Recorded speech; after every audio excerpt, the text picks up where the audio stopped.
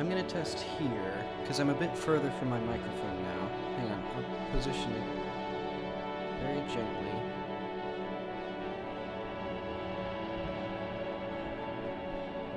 Hopefully you can't hear my grubby fingers all over it.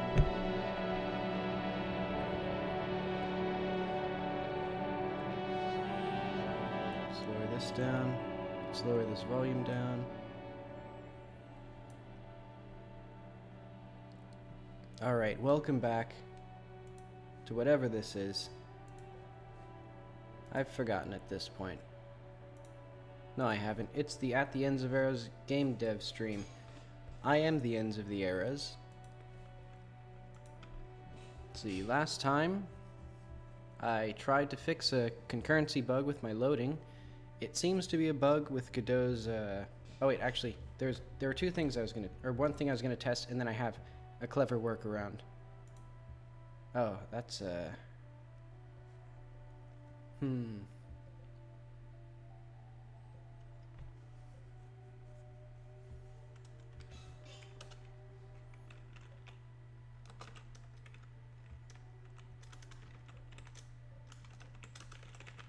Let's just do that. Excuse me. Because this is a concurrency bug because there's a separate thread and then it calls deferred and then it does whatever it's doing.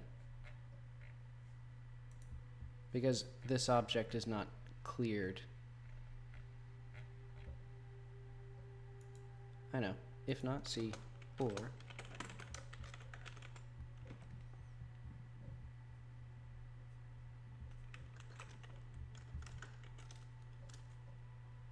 how did I do that? Oh, okay. Not C. Also, I am playing the Disco Elysium soundtrack. I actually haven't played very much of the game. I played a couple hours a long time ago, a few months ago, I guess. Probably over a year ago now. But I lost an hour of progress when I died at one point, or collapsed at one point. So I was like, okay, I'll come back to this a bit later. Sort of reset, but I didn't come back to it. I probably should. It's unfortunate to hear what happened to the developers. Apparently the main three got like ousted from the company due to internal things with the investors who funded it or something.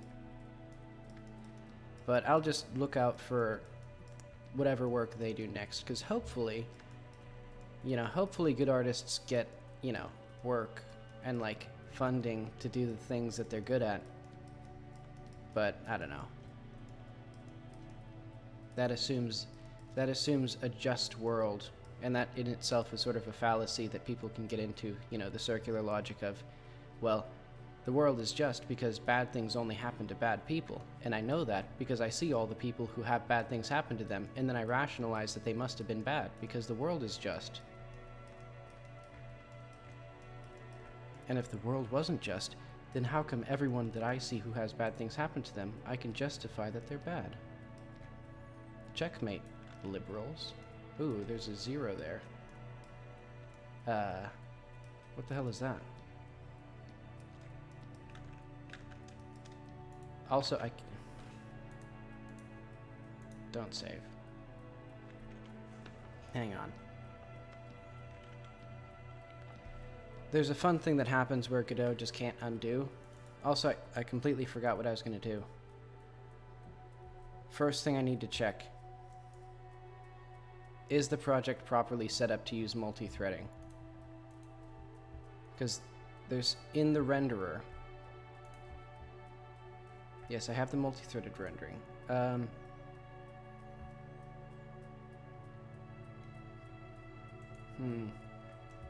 Okay. So if you weren't here yesterday,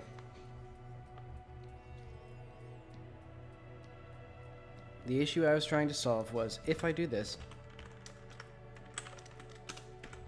it often crashes. It doesn't always crash, and sometimes it's very heavily based on, like, the particular run of a level. Ooh. But we can at least see that the The engine fell apart right there. Alright, let's try this again.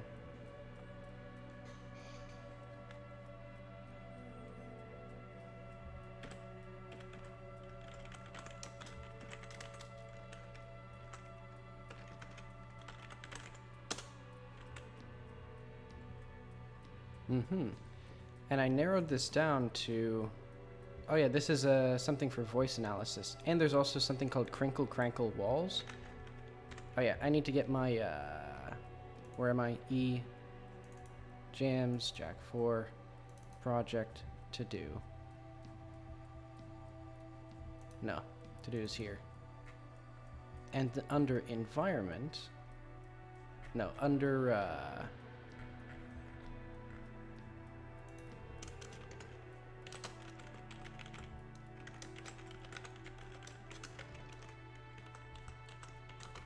Crinkle Crankle walls are like curvy walls that theoretically have more strength while using fewer bricks because they use the arches. I'll show.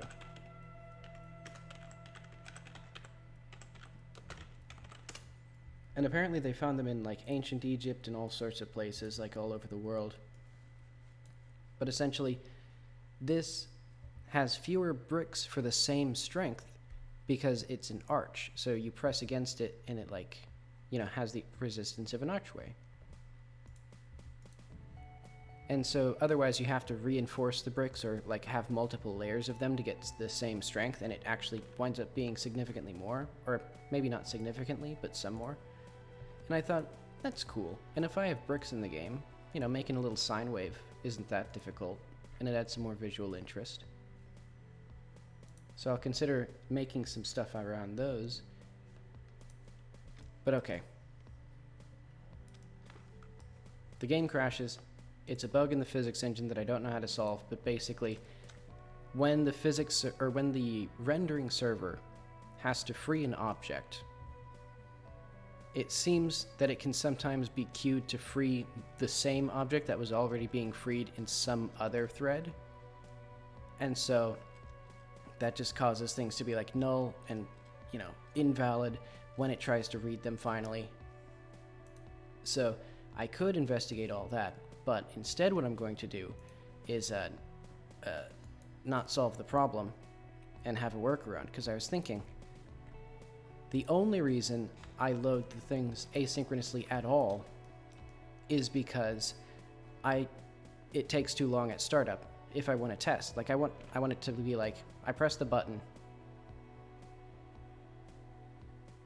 and then I'm in the game. Like, and now I'm playing. I don't want there to be a big long loading screen for testing because that'd be really annoying. So what I can do instead, like, and in this chunk loader, it actually keeps all the loaded data internally. Like, it just puts it into a map. So like, I'm not even unloading stuff after I load it the first time. I'm just, you know, because the entire game can fit in RAM for most computers nowadays. It's probably going to be like 2 gigabytes or something at the end.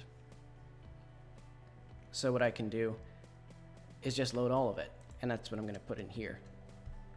So let's say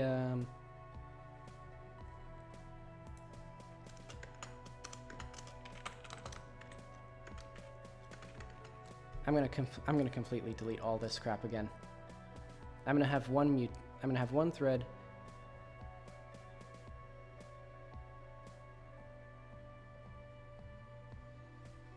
Well,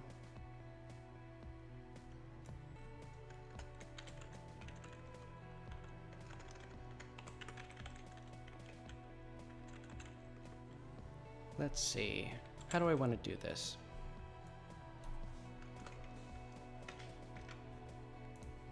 It'll be something like this. Thread 1. So this is like the main thread. So it'll be like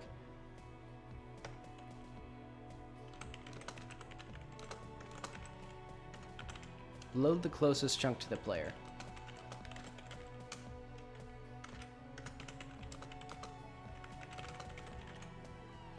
Then kick off the second thread. Play normally.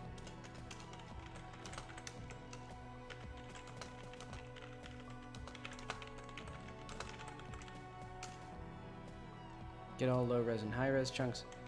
I guess kick off second thread with players. Get low res and high res chunks sorted by player distance.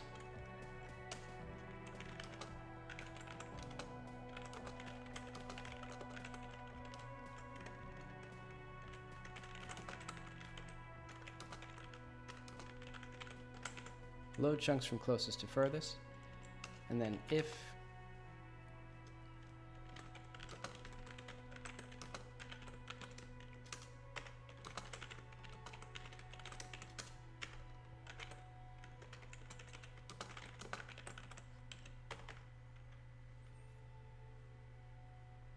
because right now, or I had before I deleted everything, I should undelete that. I have this load low res, which is just kicked off and it loads all the low res objects in the background, and that boosted startup times. So I'm just going to do basically that same thing, and there's just going to be some extra logic in case the player gets to a chunk that hasn't loaded yet. It'll just put that queue to the or queue that to the front. So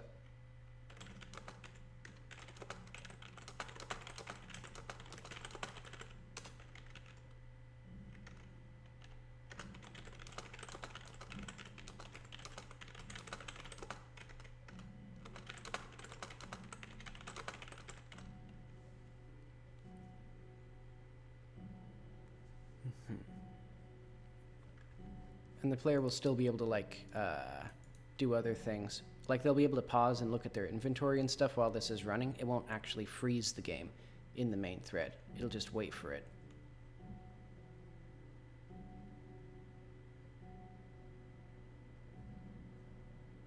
And I guess that would just be like call deferred, like loading done or something. Okay, so now I'm gonna try this again. So let's just remove all this.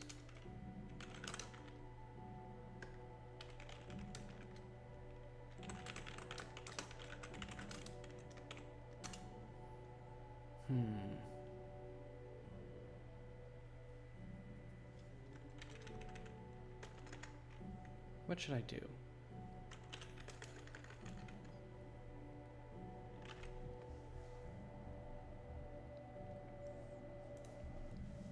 So I have this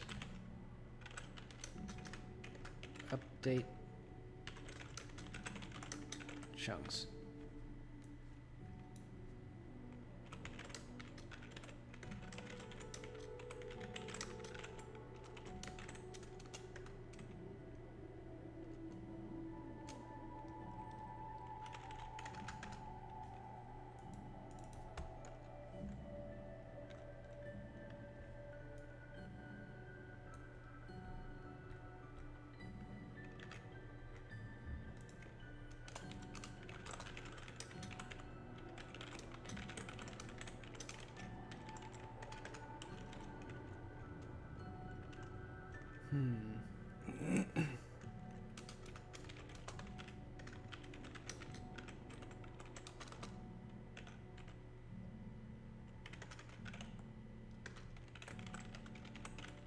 This won't be terribly fast, but it's also at the start of the game, so I'll just have a, well, it's 144 items. Let's see if I can figure out a sort.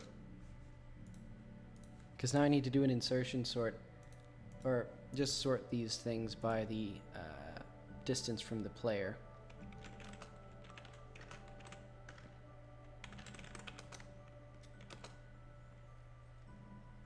Position equals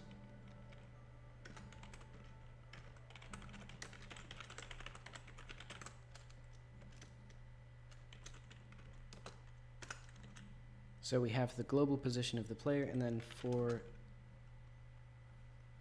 I need to look up an insertion sort because I think that'll be fast enough for this, or I'm sure it will be.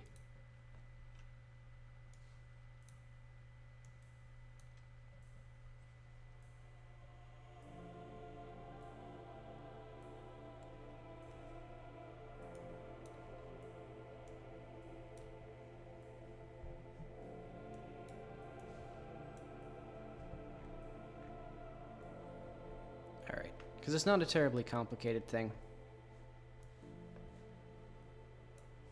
Alright, so.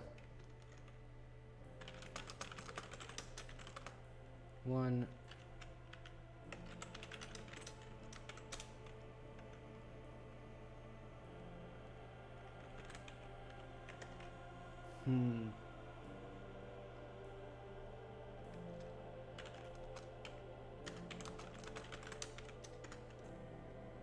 What is the range here?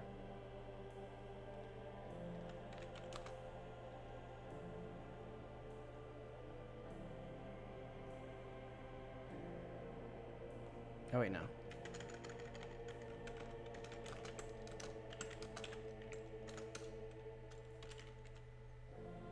Hang on, I need to figure out what exactly this is going to be. Unfortunately, the music is overstimulation for me.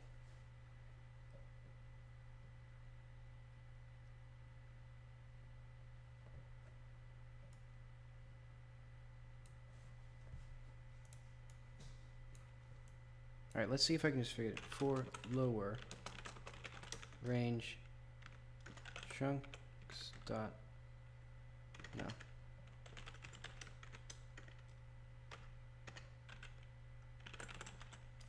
Size -1.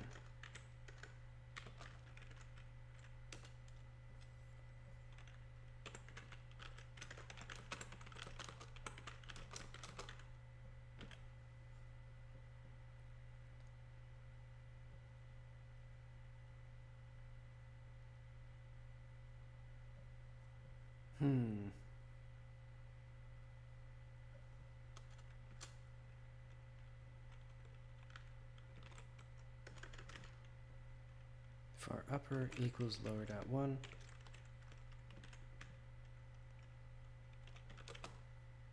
Let's see.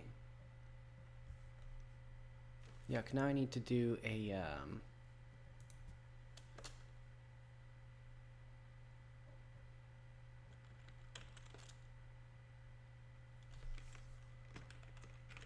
I wonder if I can do a map over this. I'll just do this. So for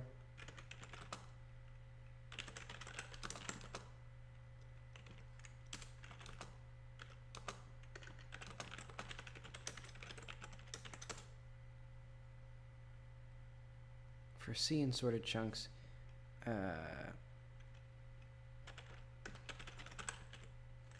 distances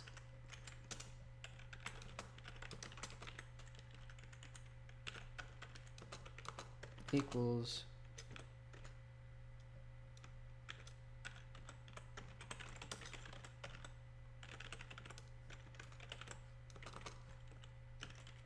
minus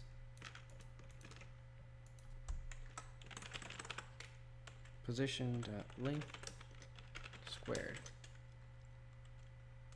So now I'm getting all of the distances and I'm putting them into this thing.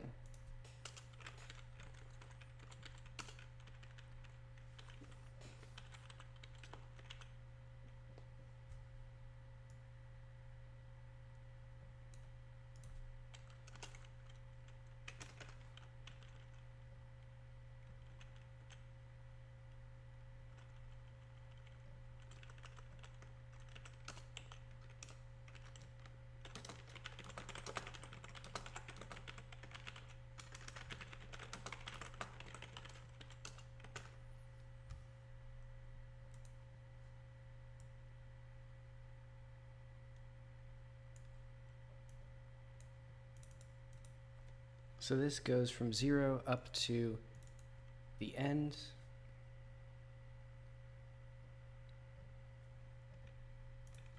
So while distances upper is less than lower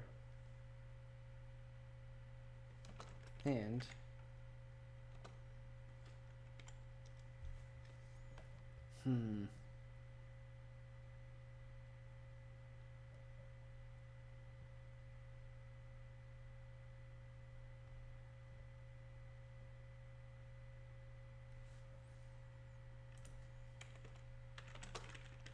this does it a different way, so I'm going to do it a different way.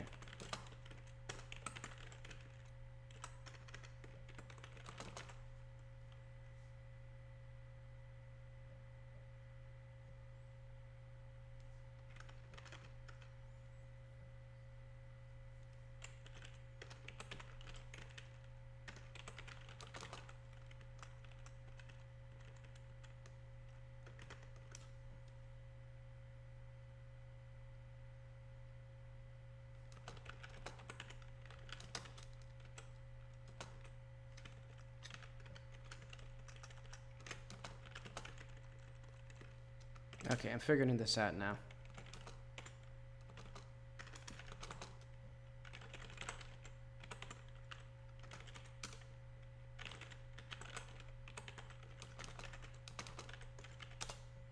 I confused myself with this upper and lower naming.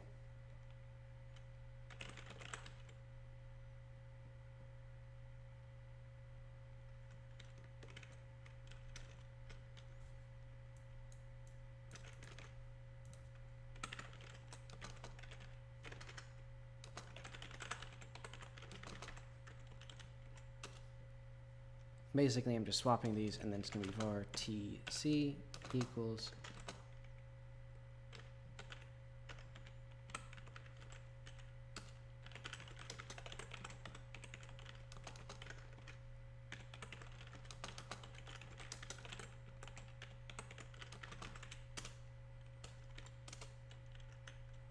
so we're just comparing through the distances and then swapping them, and then also swapping the sorted chunks, so that way I don't have to keep recomputing the distances over and over, or yeah.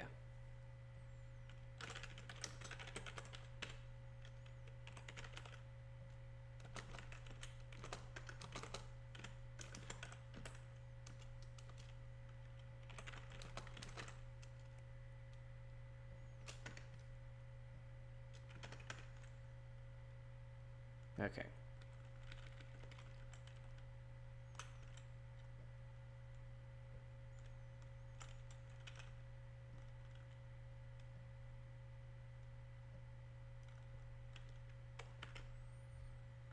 And then I can do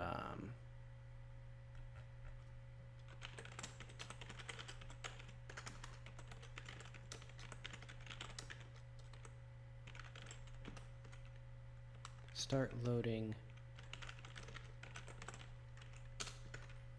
Okay, start loading sorted chunks.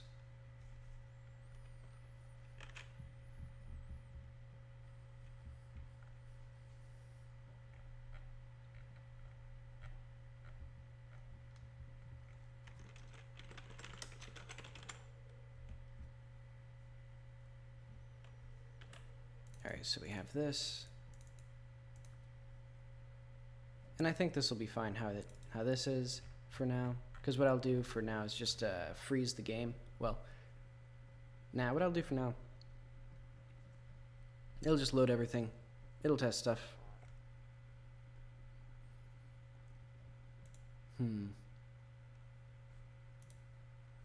So I still need for active.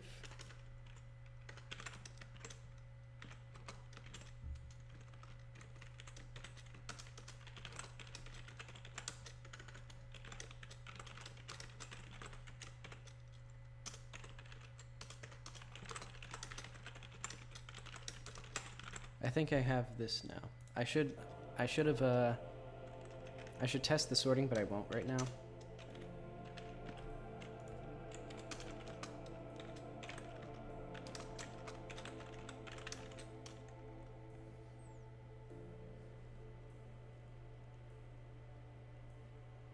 I guess what it'll do is it'll load the active and then load the inactive. But okay, function start loading sorted chunks array.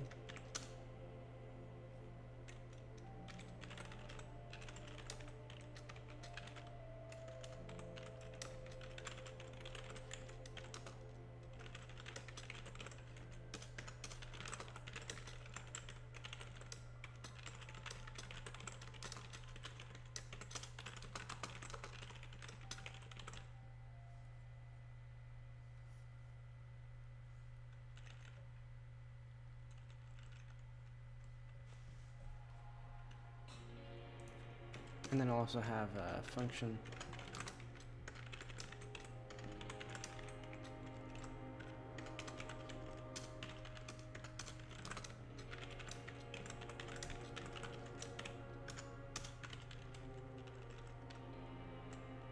all right, all those.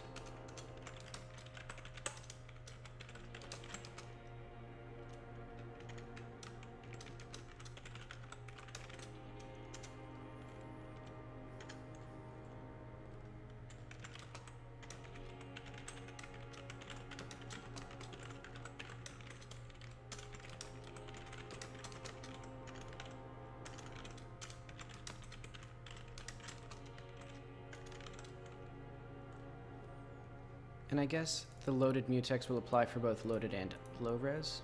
Because they're going to be loaded from the same thread anyway. Okay, for C in sorted chunks. Equals string.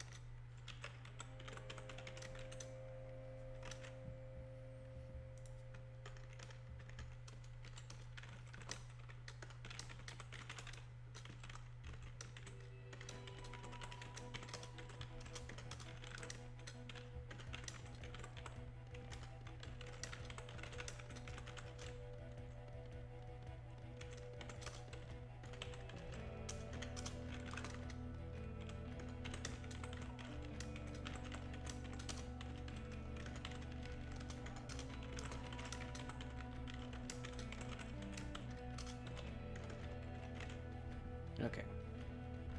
Lots and lots of stuff.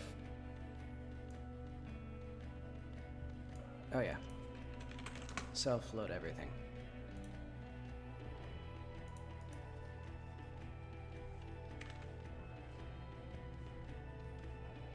I should have... hang on.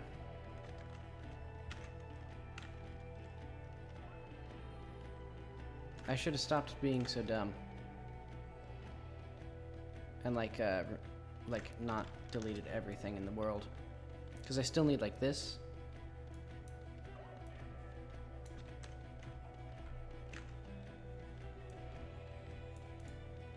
So yeah, what I'm going to do is I'm just going to...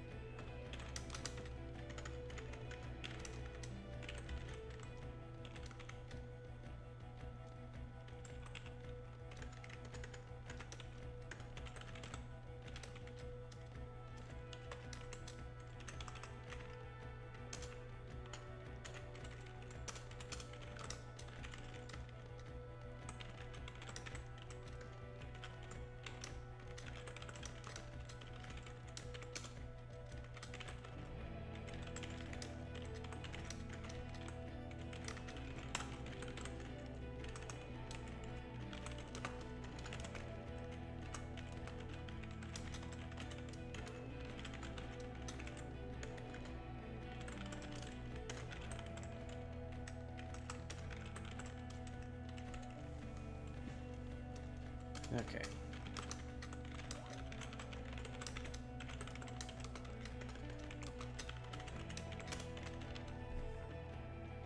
So now we have none of this. Don't need that anymore.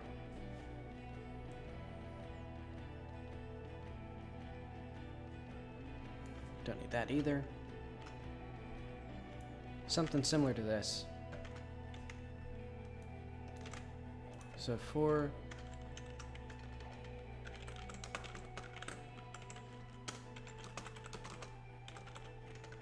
name equals trunk.name.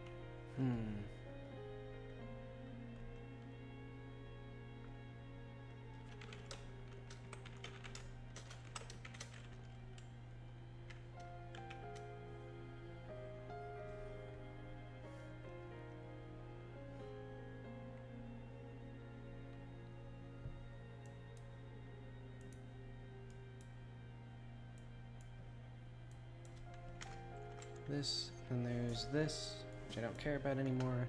Then there's don't need that. Active mutex, queue mutex, I don't have a queue anymore. Don't have a separate thread anymore. Okay, and then this function load maybe.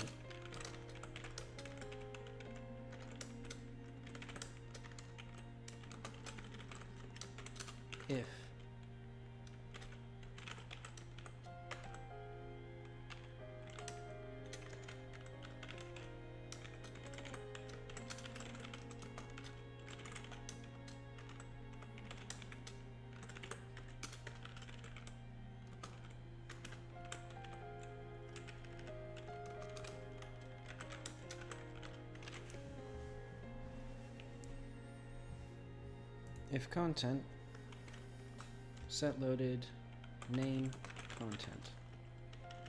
So this will be function set loaded.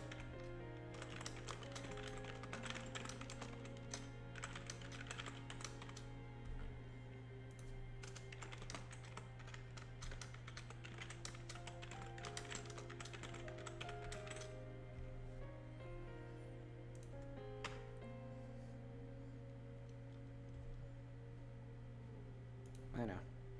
It'll also be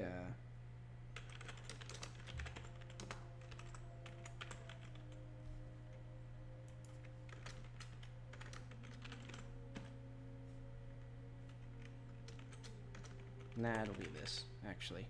Set loaded.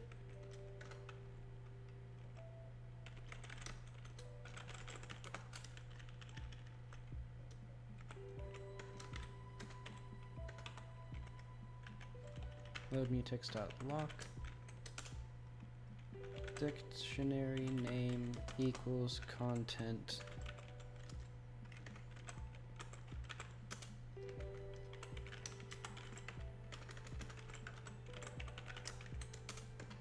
This way I don't have so many almost exactly the same methods, because then we'll do if, then we'll do this, so it'll be for low res equals the low res file, if low res set loaded low res name content, low res actually. And then we don't need that.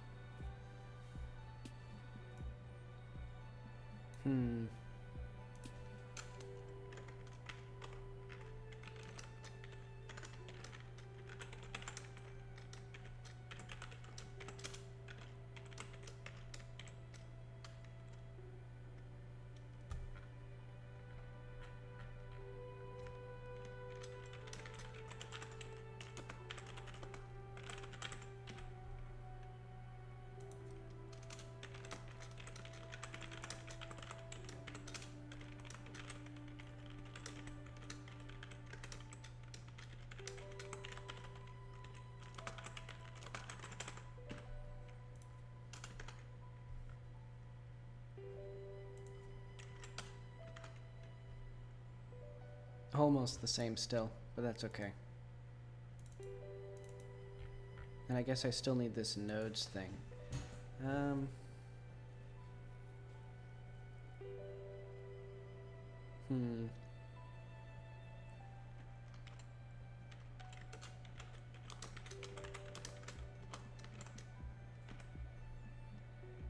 For chunk and chunks,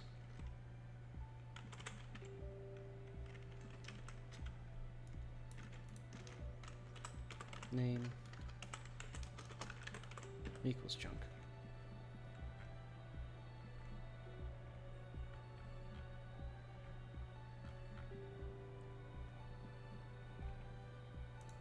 And this is not there anymore.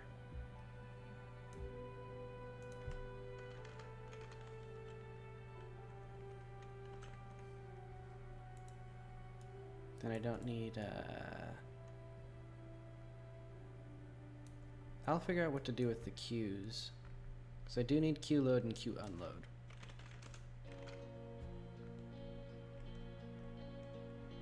And I do need is active and set active.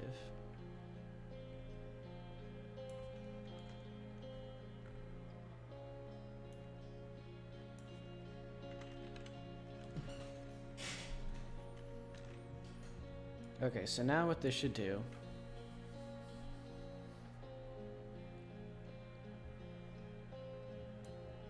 actually, let's just set active. So it'll be set active chunk true. No, false. For that, set active chunk true. And for now, this won't actually load anything after the thread has concluded, but let's see how this looks.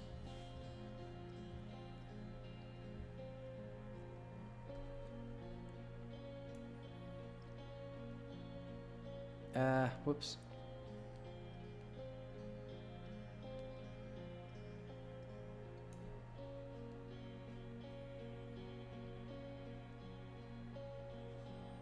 Invalid set index 0 with value of type float. No, I'm pretty sure I can set it to a float.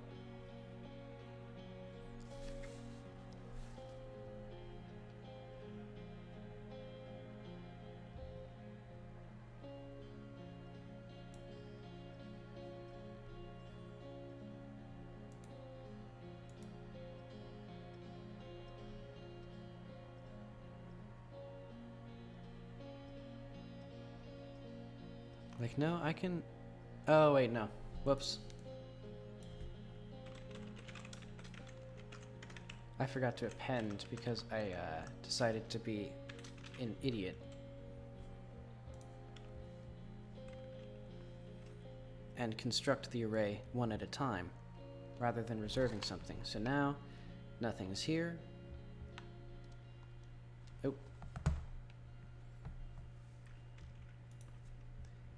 Active name in active and okay.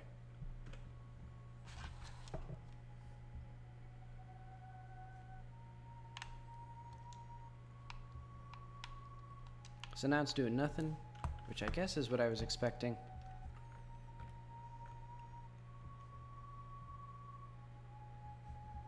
Oh right, because I don't update the chunks anymore.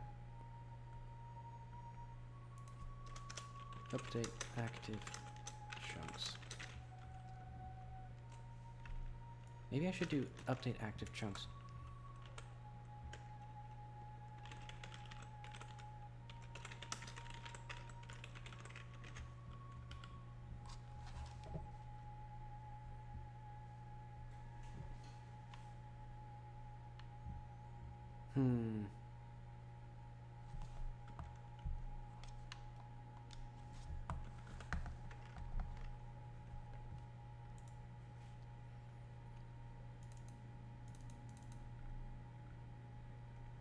So where's add content?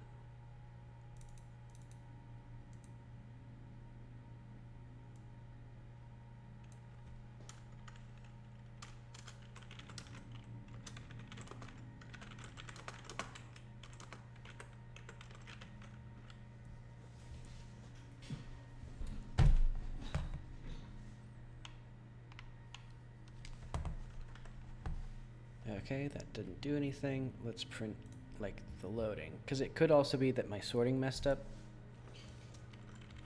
Let's just print check name print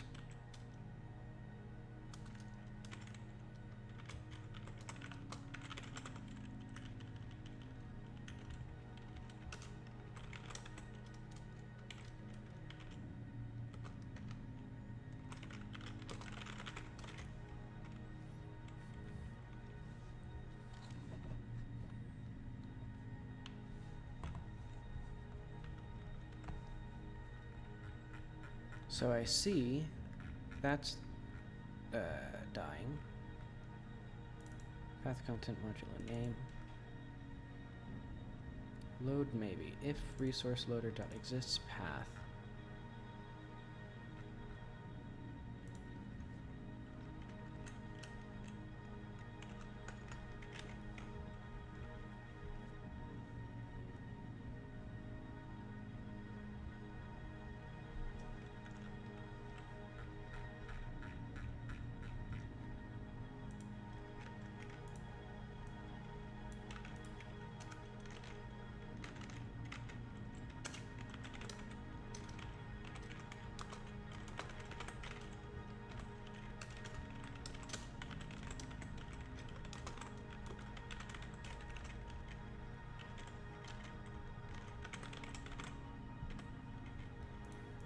Um...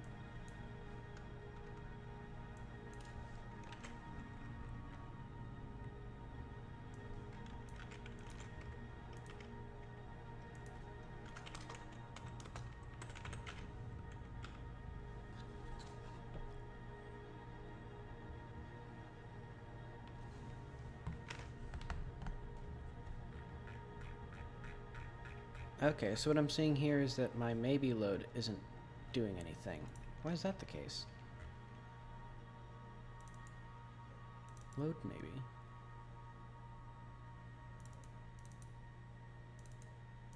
Huh?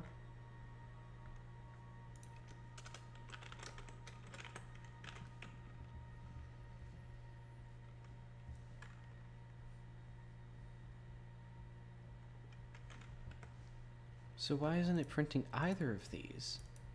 Is it...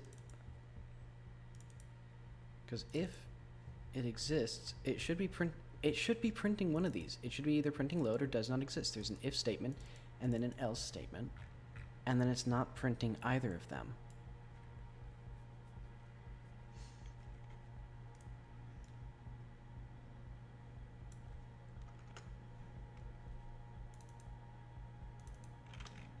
Why is that the case? Isn't there... There is an exists file.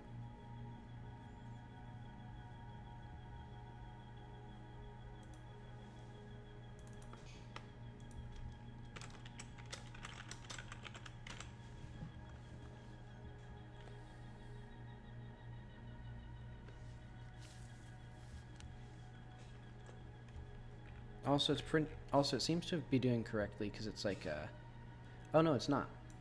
Because outer 51 is not the closest. Is it going the wrong way? Did I maybe sort it wrong? I'll figure that out.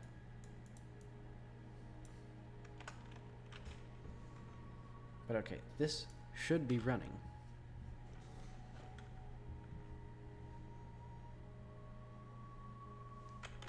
Alright, it's in a separate thread, so it's not going to do anything.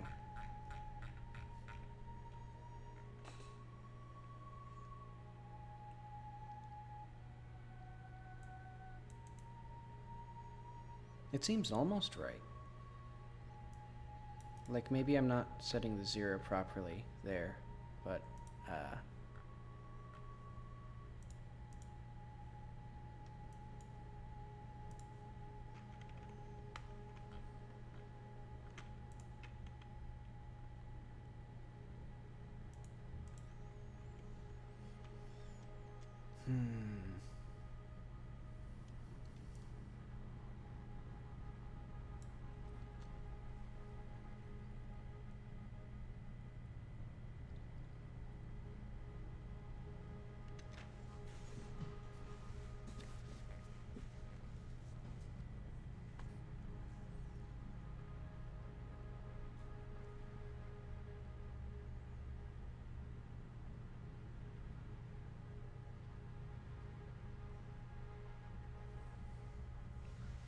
Okay, I genuinely don't get this.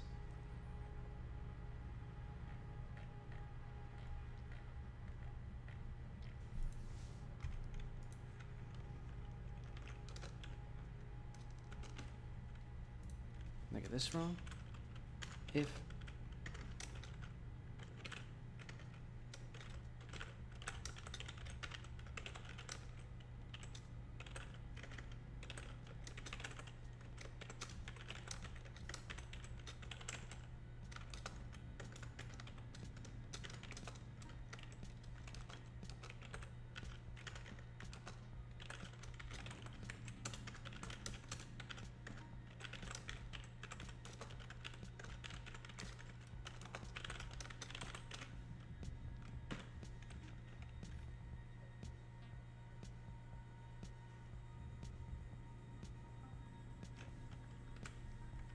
Okay, so we have exists, and we have no exist, and then it does the load maybe.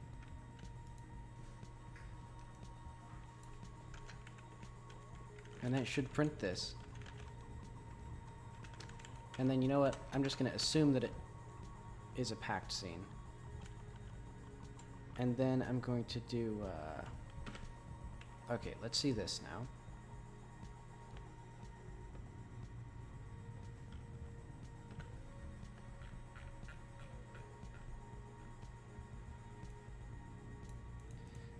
So if it exists...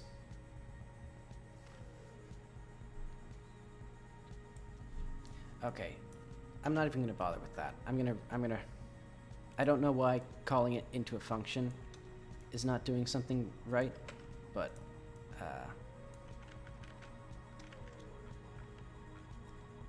if print high-res file.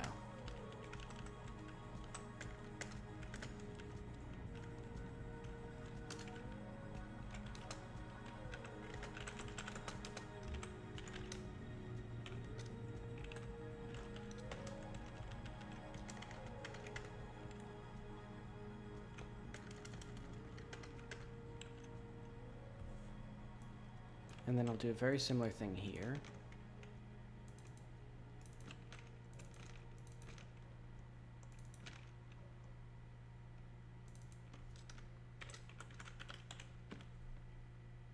If not is active name, add low res.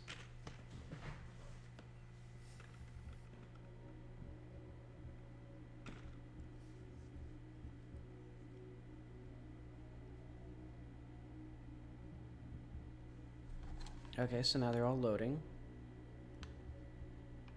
And they should be inserted. Yeah, they're starting to be inserted into the area.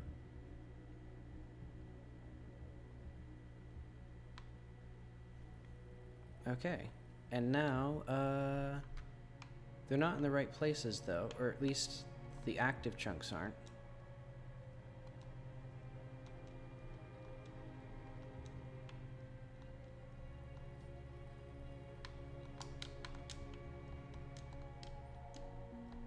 But this should mean that at least... Well, I guess it doesn't... Oh, fuck me.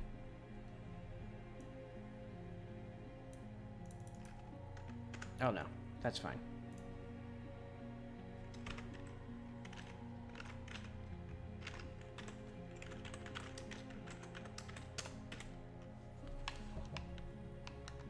I mean, it's not going to do anything right now, because,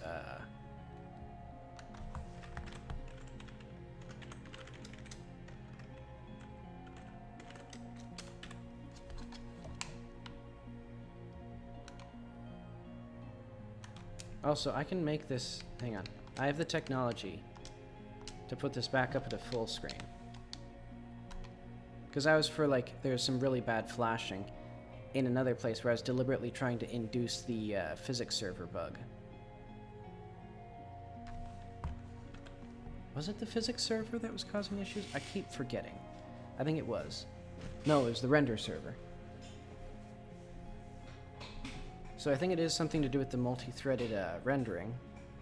When objects are freed, it can sometimes cause crashing.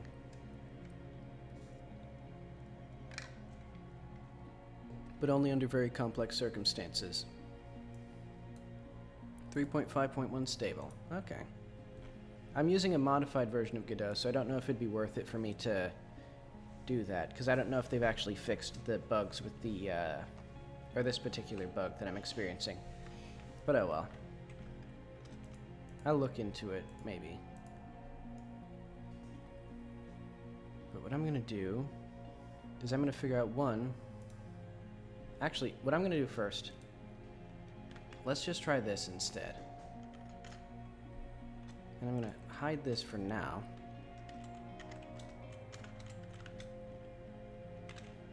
Yep. I changed the settings. Because there were some other bugs that were fixed by...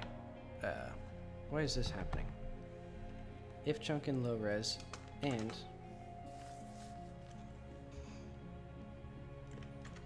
Wait, what?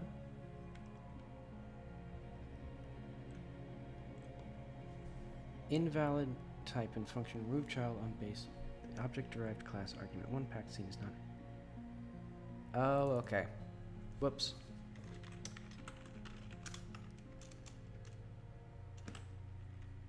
Low res set loaded. name content.instance.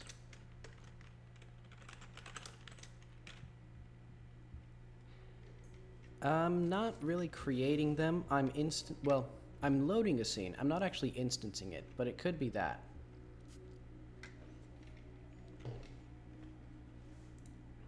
Because it seems to be related to freeing resources in the physics server, or no, raster server. And I think they're being deleted from multiple threads at the same time. Yeah, the stack trace for all the crashing is specifically when it's deleting nodes. Actually, even more specifically, in deleting the signals in the nodes. Okay, so now I have this at least, though it loaded all the chunks at the same time, so it's going to be garbage performance. So now let's do if is active name.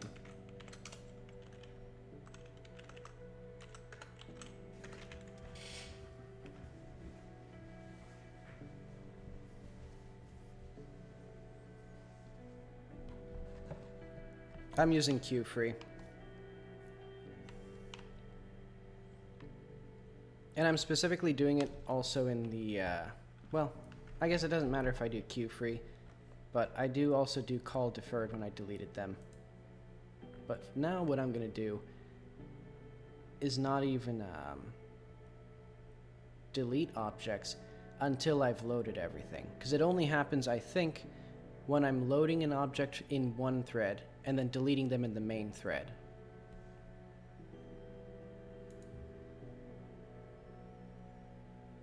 But let's see.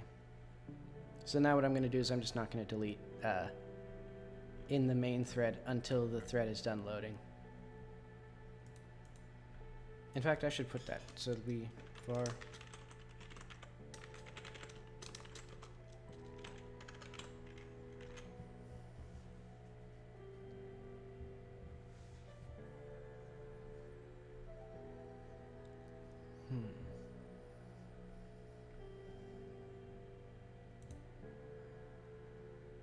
Alright, why are these not... Okay, I guess what I should do is I should get this done first. So if... Let's get like a function is loaded.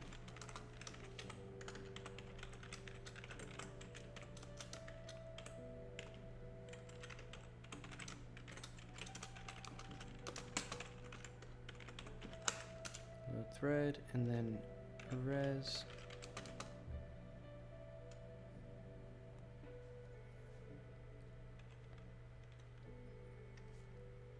Can I check if it's ready before deleting?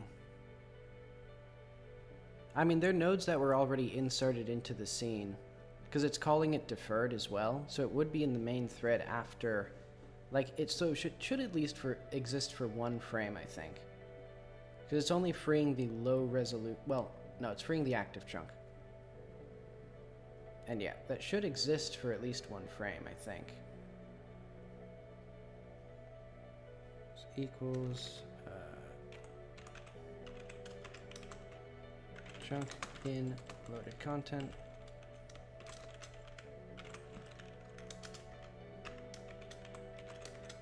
mutex.unlock return res. Func has low res. So it'll be very similar to this. It'll even use the same mutex. It'll just do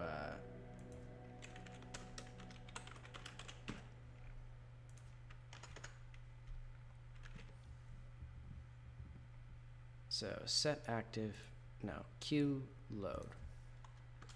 If is loaded chunk.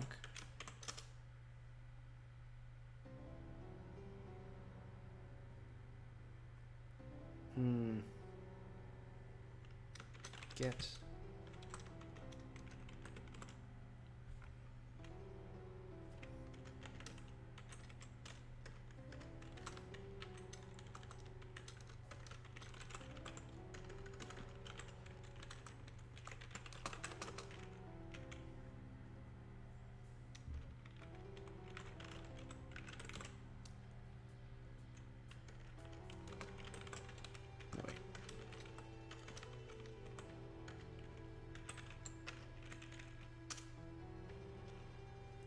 See, this music's hurting my brain now. So we get our content, so that'll be function or dictionary chunk string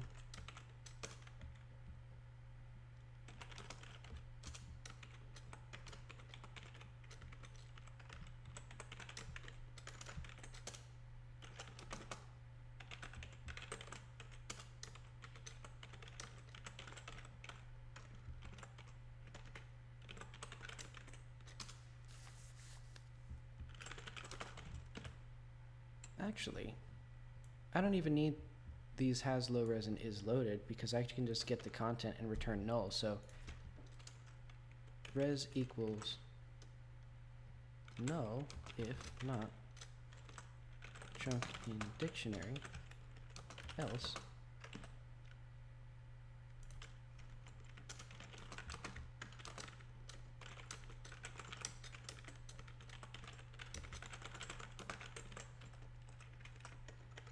C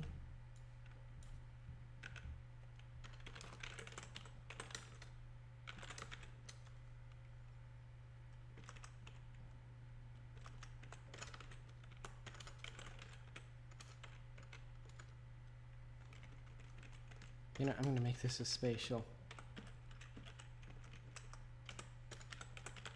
Name.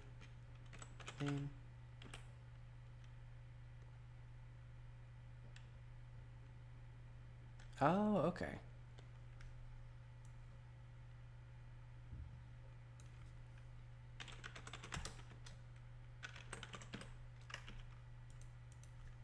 Let's see, if nodes are has node, low res.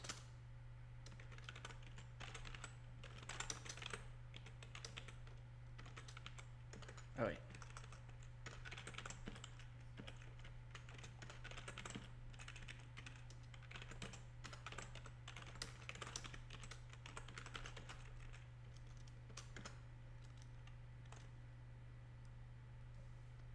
Mm-hmm.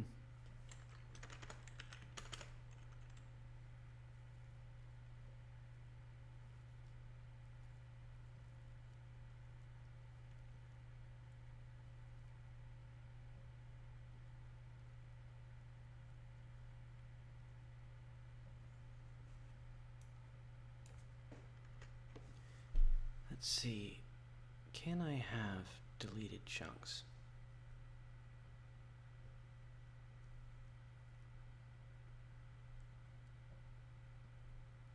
See, I wonder if that would have been...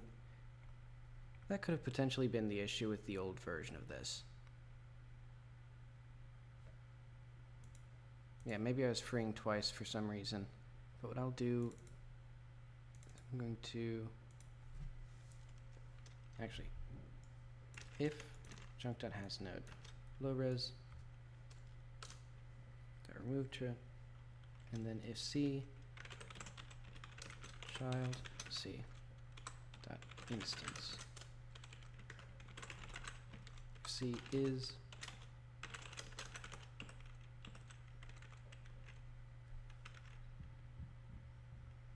and then this will be something similar to this, except it'll be slightly different because it'll do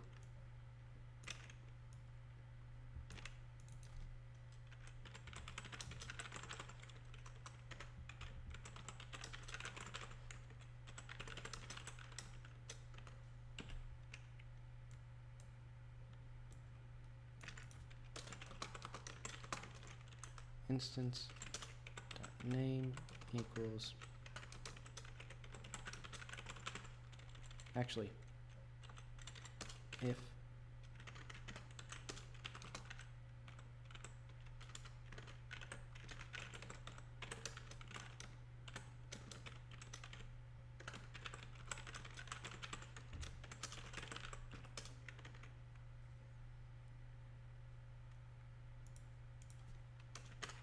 it's not consistent, but it's either a spatial or it's a string, because I sort of have a poor version of doing this. Let's see, so I need to go to world. So yeah, this should be that. Honestly, I should probably change all of these to spatials, but I'll keep it like this for now so I can figure out what I'm doing with it.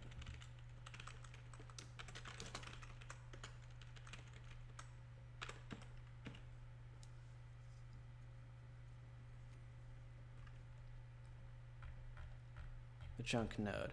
They're all mesh instances. Or at least, yeah. Because they're only these nodes.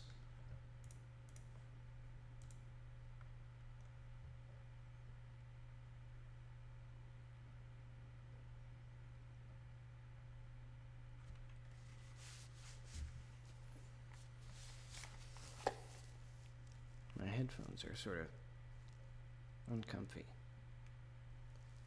What am I looking for here?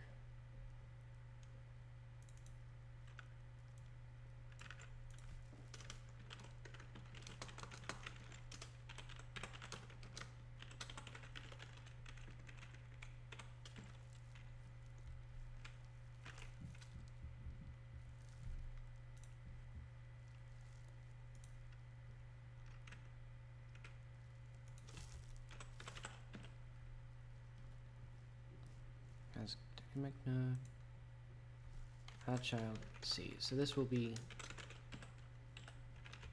that.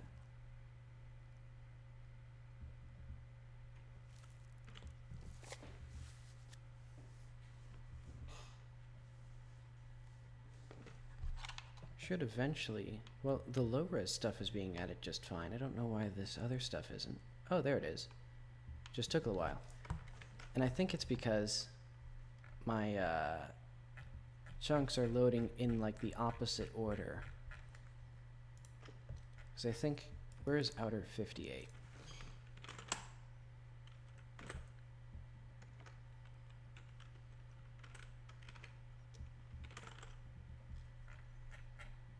Or what was it? So yeah, because these outer chunks are like, yeah, they're like, okay, I think it's just the opposite of what I'm intending. So I need to go back to the world now.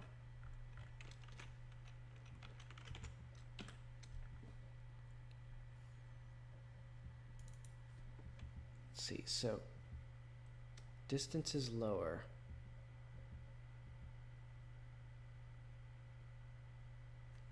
Yeah, I did this wrong. Because distance is lower is the correct thing. So now it should load the first chunks first. Or the closest chunks first, maybe, hopefully.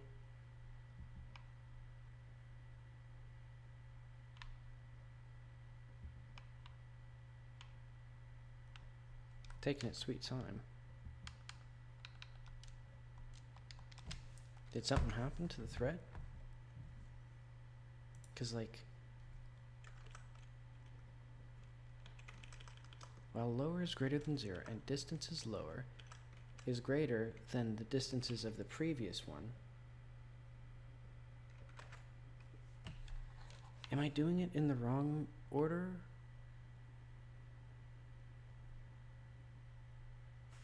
Yeah, I'm sorting it from the closest to the player to the farthest. And I don't think that's actually helping me. Or at least I think it's going the opposite way. Or, well, actually, I think it would help if I actually knew that my sorting algorithm was correct. I'm going to bring up the Wikipedia page for insertion sort again.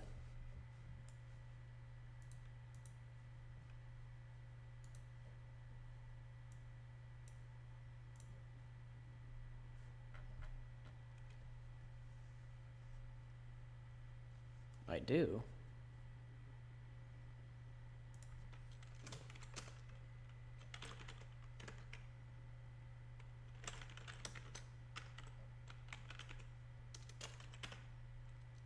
Let's see.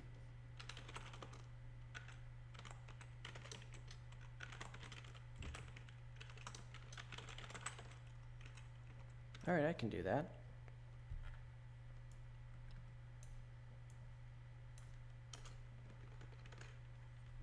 I'm learning all sorts of things today.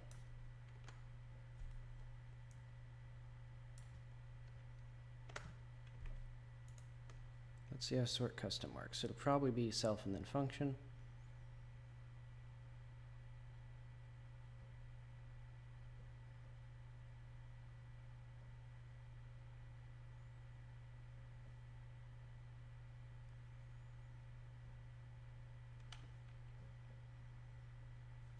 Okay.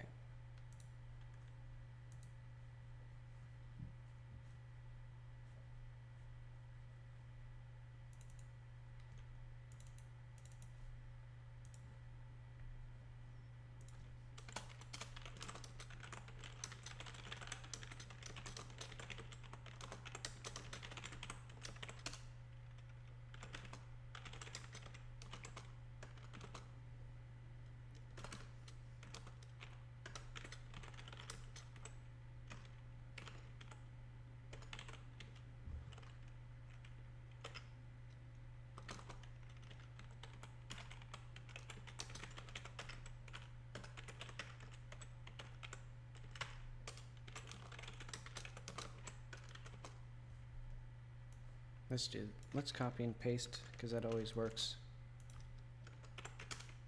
Turn dist A is less than dist B. So I want these to be from nearest to furthest.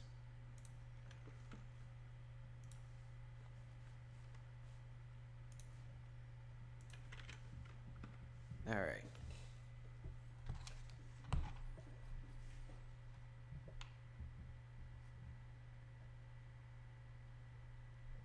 I don't know why that's loading first. It should not be that.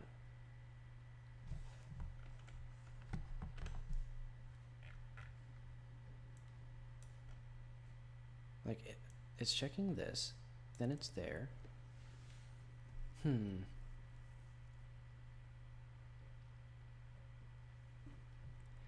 Yeah, because it does the update active chunks first, and then it sorts them.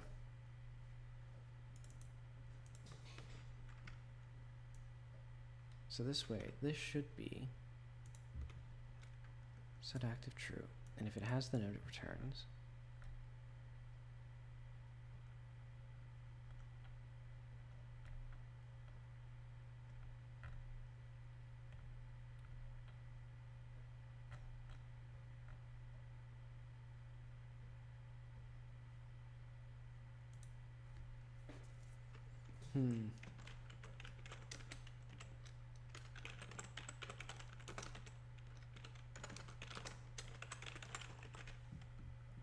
And this way, by the time it actually starts loading them, it should know which nodes it should, I guess, prioritize loading the full scene. I don't actually know what I'm doing.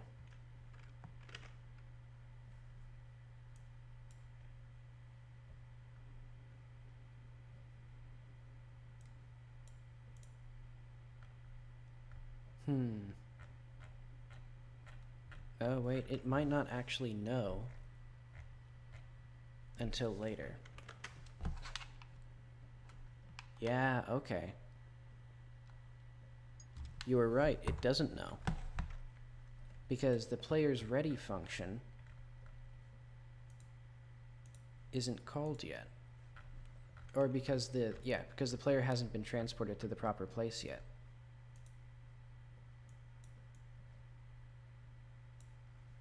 Let's do like dot game state dot checkpoint position if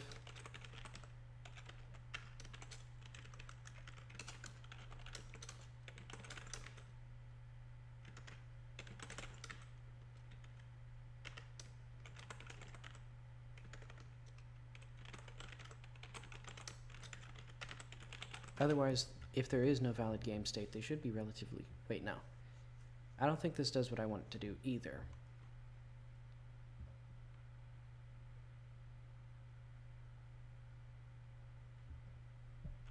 Nope, okay.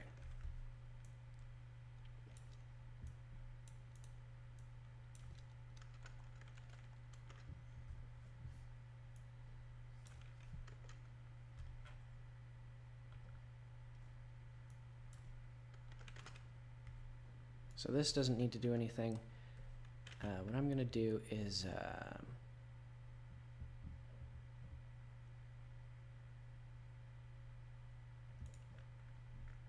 I know what I need to do.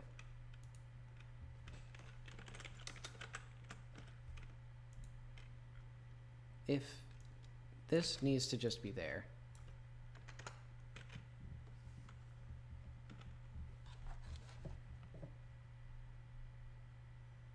Yeah, and that's another option. Yeah, I'll have to do that, I think.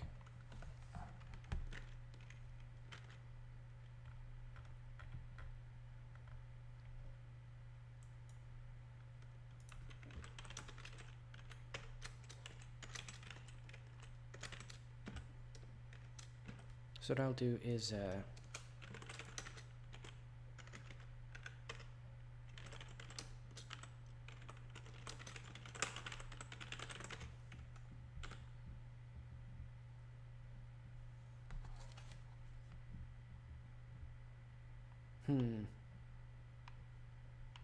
why is this still not loading in? That doesn't make any sense.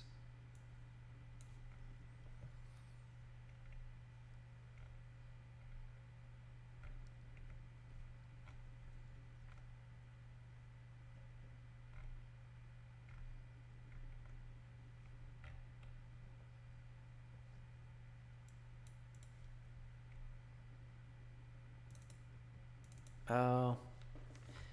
No, the bug was even dumber than I was thinking. It's because I don't get the chunks now until I get the... Okay, so I need to have this there.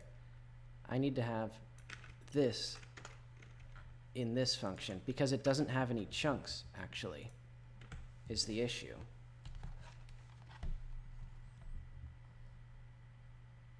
There we go. Okay. And now it's loaded the entire game.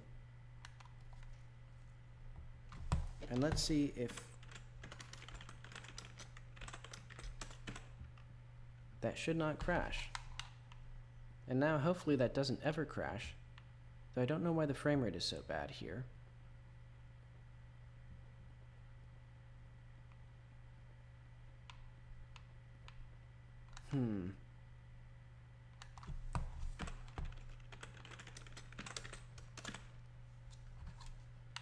Maybe it's because it's queuing stuff to be freed? I don't know. But now that I'm not deleting and loading things in the same frame on different threads, that should hopefully remove the chance of deleting the same thing twice. Or especially deleting the same thing twice on two threads. I think there's built-in things for if I just deleted it in the same thread. Like, because it would be like, you know, if x is null, delete null, or like, you know, run some function on x, and then it would just not work right. And let's see my RAM usage now. So this game should be, okay, I think this is the game. Running at, yeah, 900 megabytes, that's fine. Because basically now it just loads everything in the game in a separate thread and just keeps it in RAM. And then when I enter a chunk, it'll like put it into the tree and, or like re-instance the packed scene and put it in the tree and all that stuff.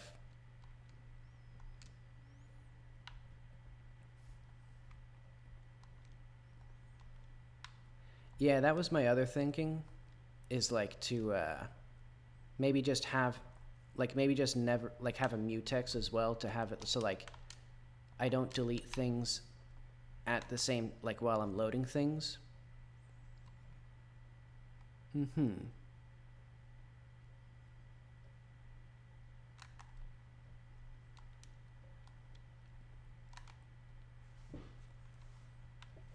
I think, but yeah, I think now it's working, or it'll work okay. I'll keep playtesting this. And then basically, because the main thing is, let's teleport until we crash, or until I get bored of it.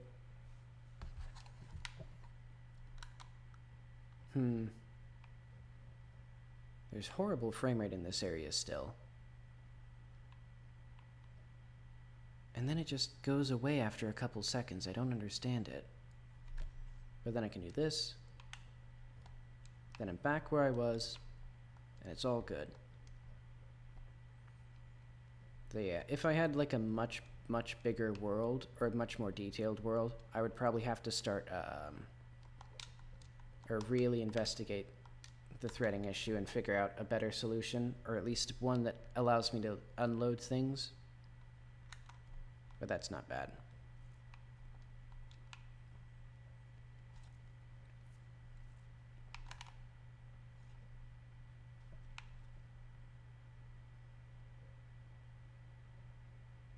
Okay.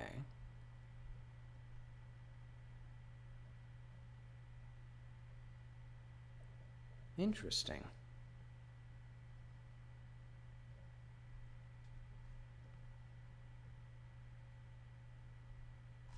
Uh-oh. So now we have a crash somewhere. And we have no stack trace here.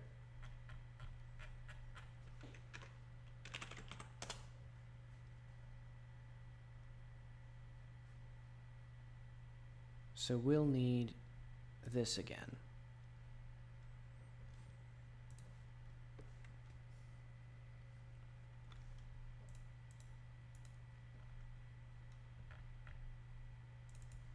So let's do like, let's also fix these warnings.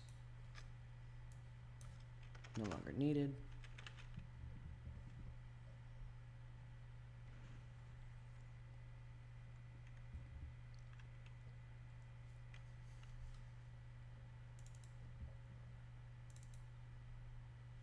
Position is declared. Oh, I don't need that either.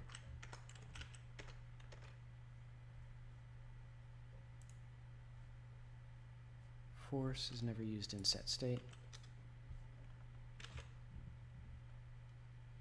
Node not found. So I think for baked lighting this is fine because it just, let's see, and then not VI.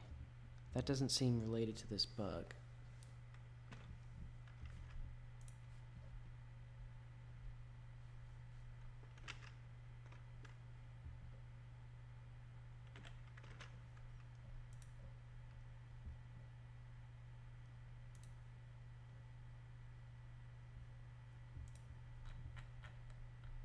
Let's see, maybe I can have the mental bandwidth for music now. So what I'm going to do,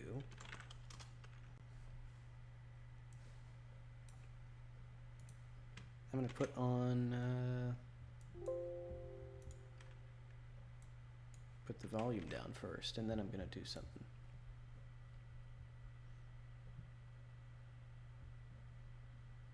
I think I'll put on the Florence soundtrack again.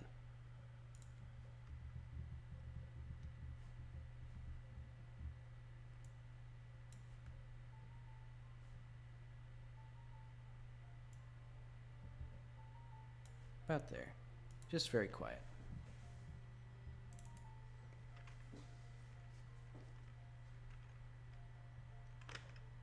Okay, let's see if I can trigger that crash again. Because it seemed to be just going fast out to the boundaries of the world. Maybe I have something wrong with my loading code now.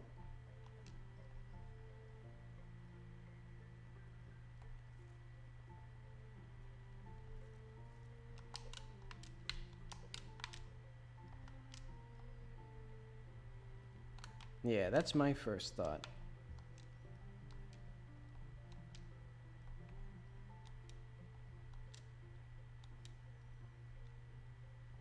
Yeah, basically it actually, it's pretty robust in that it just gets the bounding boxes for the chunks. So that way it doesn't have to, or at least it won't get like actual meshes that don't exist, but it will get empty things. So like a lot of these chunks are empty. So I'm wondering if maybe when there's none here. I'm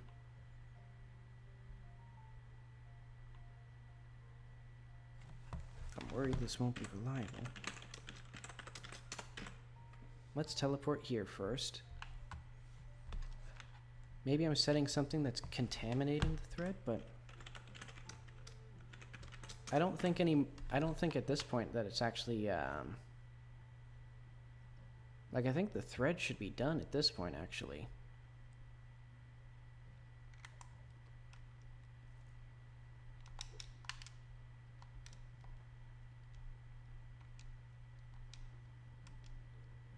Because it seems to only take a few seconds for stuff to load in.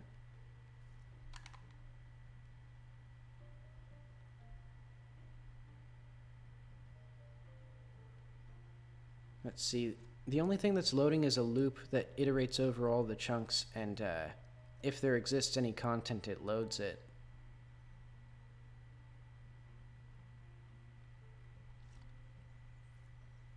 So what I'm going to do... It shouldn't, but what I'll do is I'm going to add a little signal here. So let's add to the player. No, wait, no. I'm just going to put it here.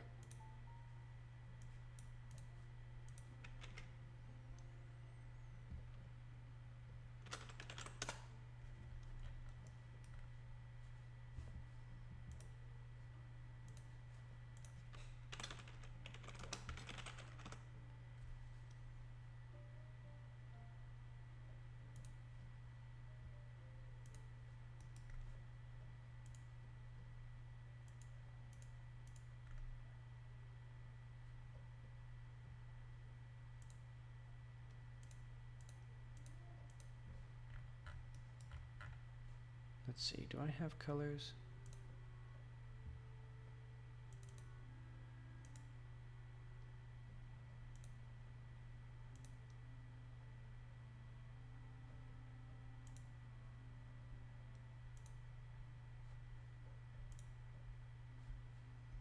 You know, I'll just do large.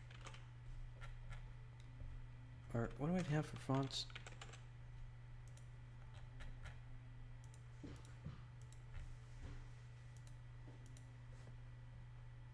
I guess I'll make a new font.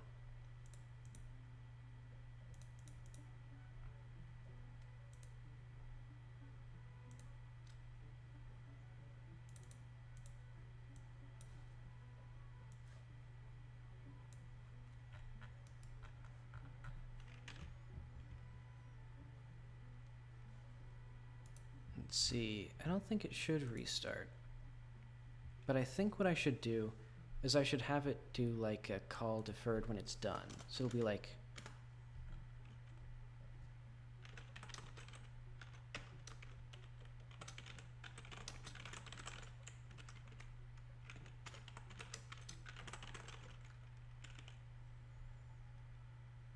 Actually, I'll even do...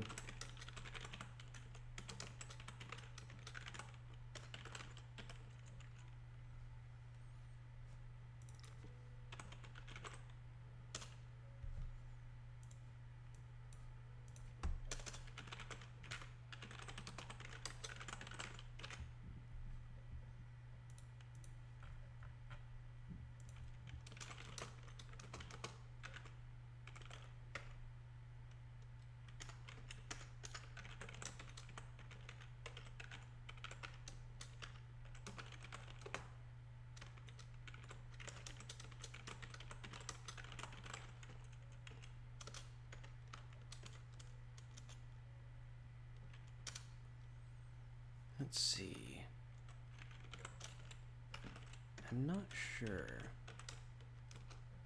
Because I think this is the only place where I have another thread. So what I'm going to do is on load complete.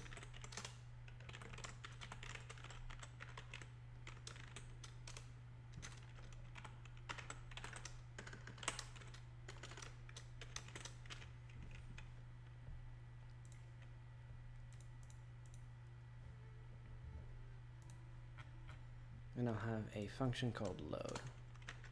Or actually, I'll just do this quit.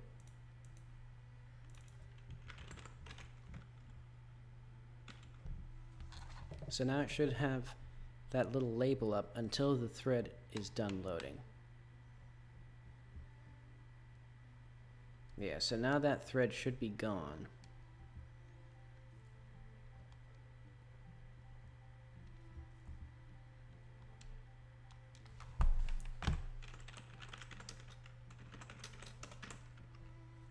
So also what I can do, hang on. I'm gonna have another signal for when it starts loading.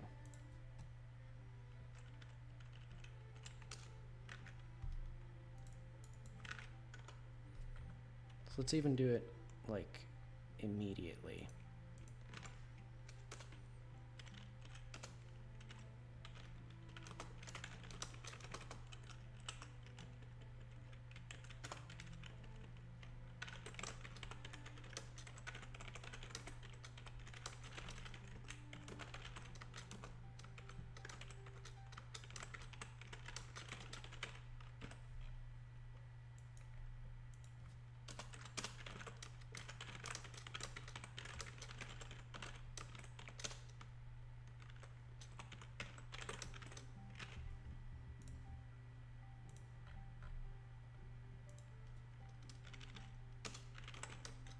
Actually, I'll even do it here.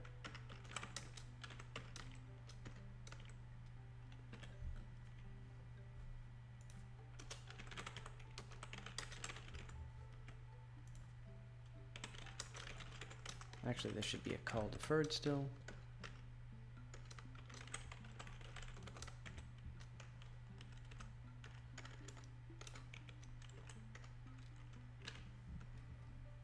So this way, at least if this function is called, the little loading window should pop up again.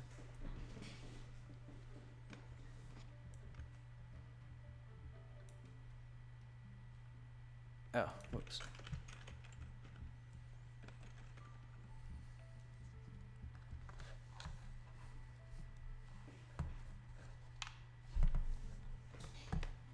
It did not emit the signal. Load start on load started. Loading not show on load complete.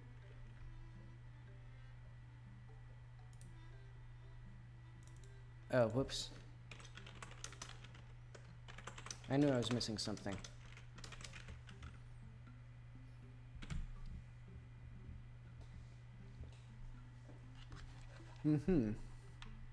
Yep, thanks for stopping by. You had some useful advice.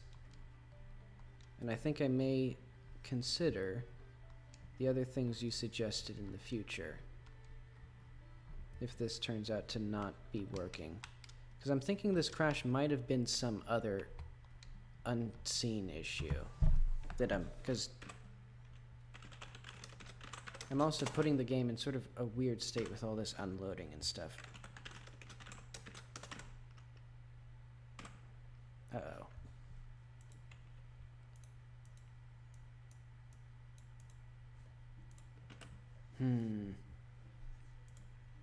All right. Well, that's not very encouraging.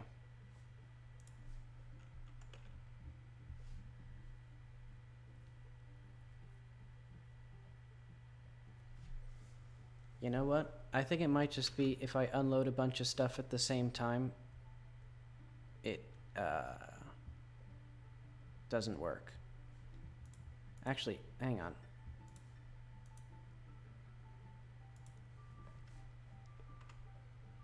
I bet ya Godot delete large number of nodes crash. Let's see if that's something. Because I think maybe if I queue free everything on the same frame,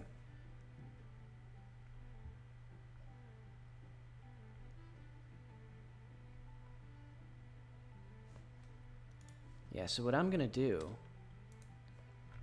is I am gonna have a deletion queue.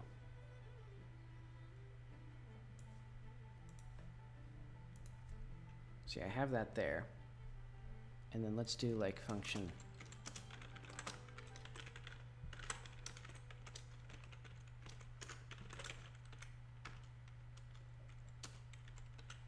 called, this will be called from the main thread, and it'll be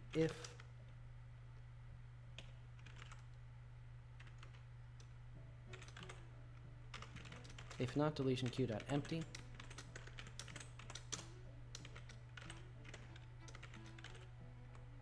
Deletion queue.pop front. Actually, let's pop back and then just,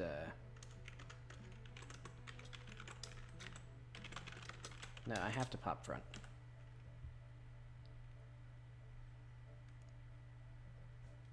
Okay, and then here, when I do queue free,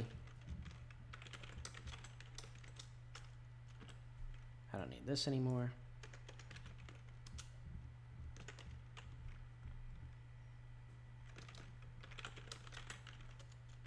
So yeah, this.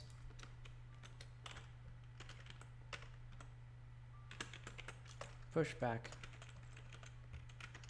this node. And also,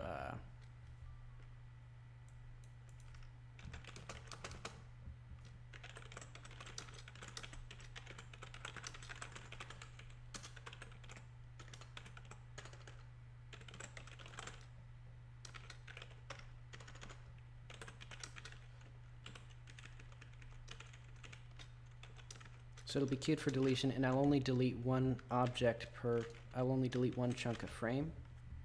Because I think it might be, maybe there's resources that are being used by multiple chunks, and if I free all of them at the same time, the multi-threaded renderer tries to delete all of them. Or it tries to delete one at the same time or something. Oh. Alright. And they shouldn't have a significantly higher RAM usage.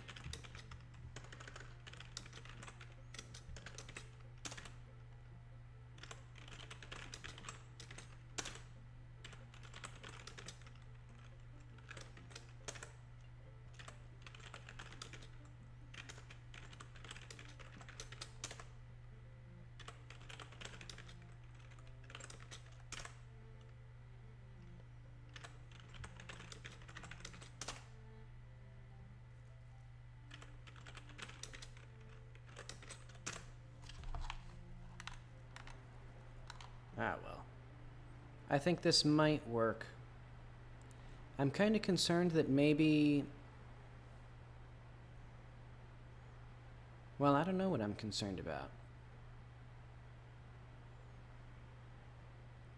I know.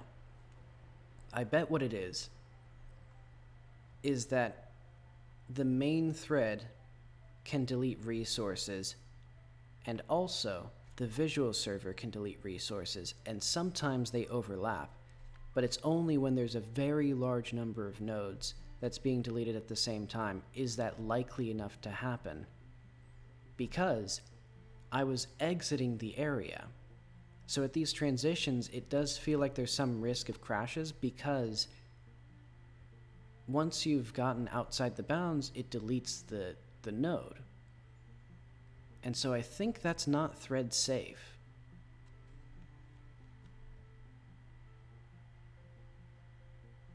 Like, just the act of deleting any node in Godot, at least when you have multi-threaded rendering turned on, because it's deep in the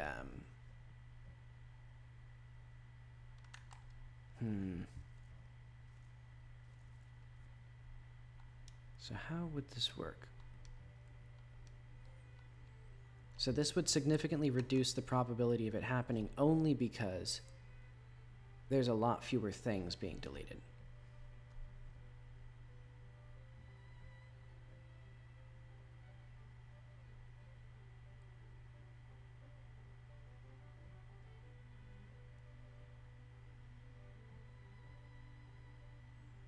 And everything else that I've done so far is basically completely pointless for it.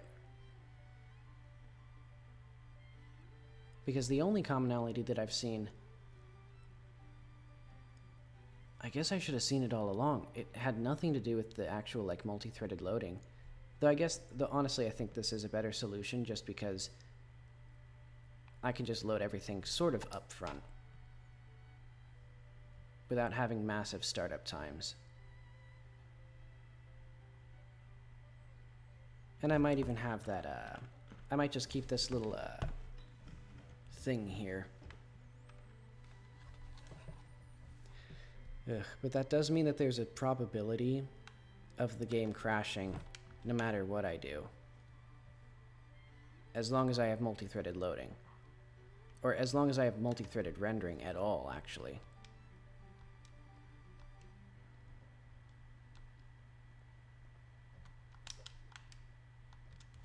I'm going to see if that's something that people have seen. So Godot, GitHub, multi-threaded renderer crashes due to queue free.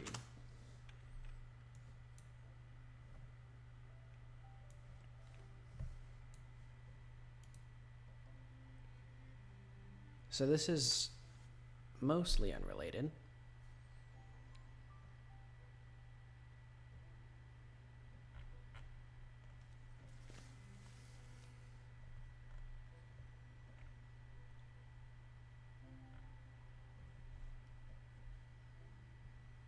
Okay, so that's something unrelated.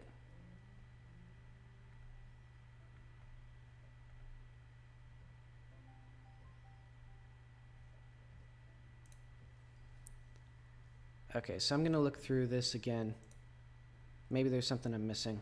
Because there is something for known bugs.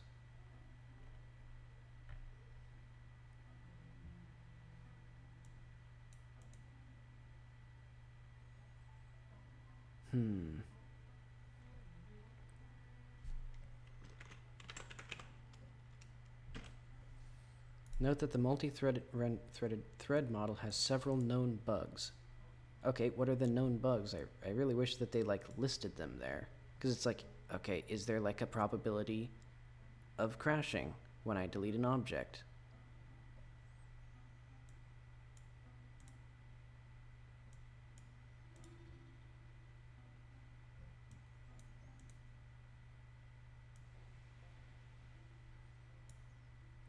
Also, I'd be fine not instancing nodes.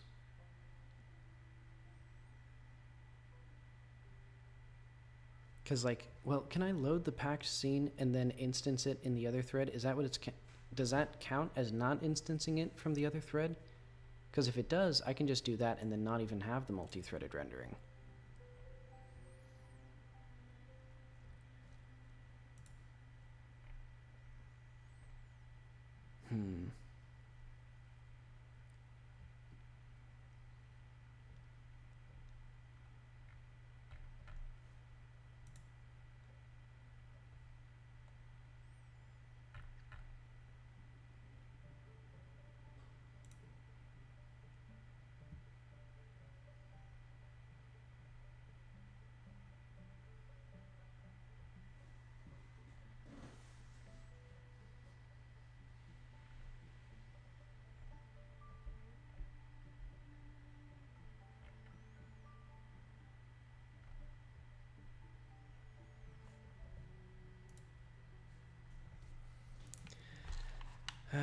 I can't worry about it forever.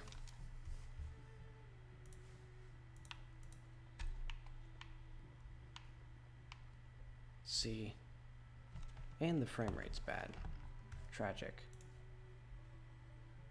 I'm gonna just delete these. And I'm even gonna delete this. Because I'm gonna assume that it will just crash at some point with some very small probability, but non-zero. I do like how fast it is to come into the world now, because it used to be that I loaded all of the low resolution objects and then everything else, and it was getting to be multiple seconds to start up. Oop.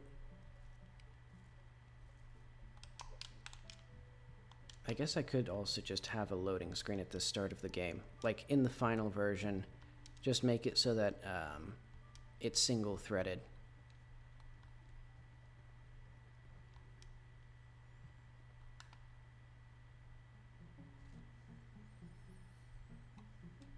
Also, I'm going to make it so that there's no music from here.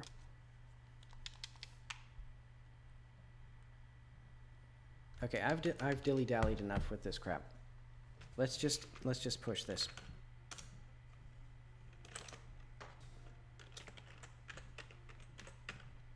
Oh.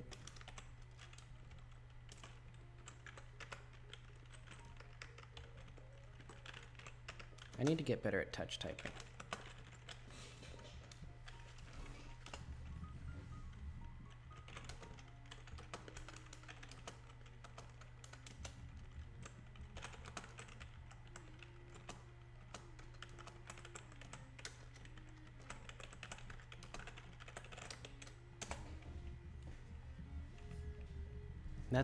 That's a confident message.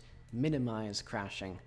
You know, I can't eliminate the crashing, but I can at least minimize it so that it only sometimes happens when the player, like, does anything. Alright, let's push that. I have a million billion things that I want to do. Let's see, that's not anything interesting, because that's for my next game. I kind of want to do, like, I kind of want to make my own automatic lip syncing system. Because I think a lot of them look very bad, and I'm confident that I could do better, which is definitely a pretty bold statement from someone who's never done anything in the problem domain, but I think it'll work out. You know, just like making this whole game in 1 month, you know, making a whole complete 36 square kilometer open world 3D platformer in 1 single month worked out pretty well. 7 months in, it's going well. It only sometimes crashes, and I'm not going to fix it. All right, but I need to stop rambling.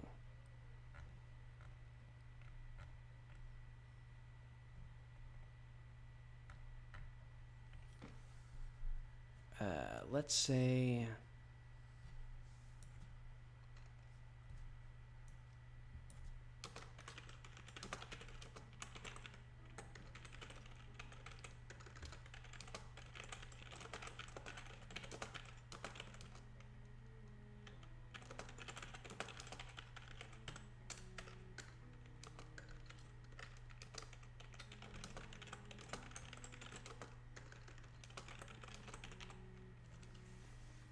that's a pretty good thing. Players, let's see, this can stick to walls, how to unstick. I could do this, I could do that. I don't want to do any bug fixing. Oh, right, chunk 113. That was what we were doing the whole time. It's been so long since I've actually worked on the task at hand.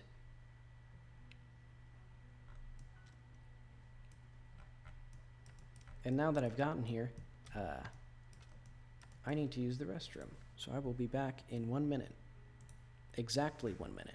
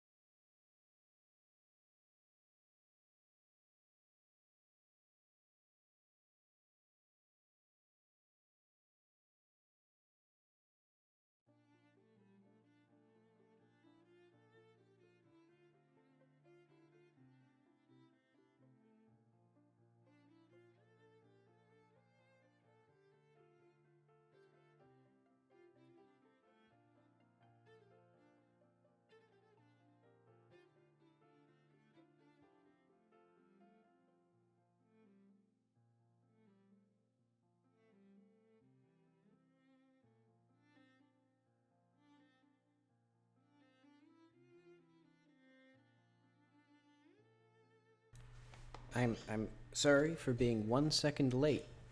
Coming back to that. Actually, it might have been like 2 seconds. But anyway. Enough horrible nonsense. I hate video games. So let's teleport and not crash this time, hopefully. I guess we'll see the probability of crashing as I constantly do this.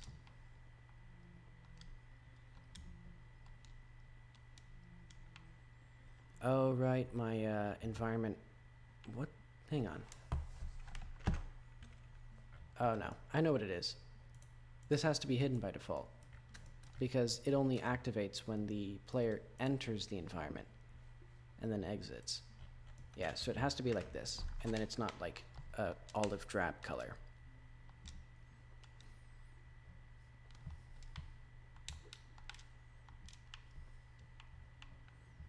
Wait, actually I'm going to teleport over there first.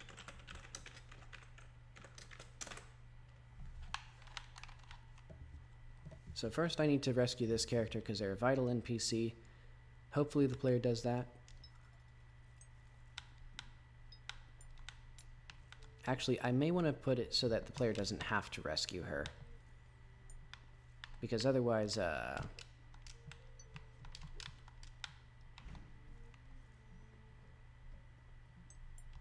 otherwise the player might not, because that tower is sort of more eye-catching than this little green thing.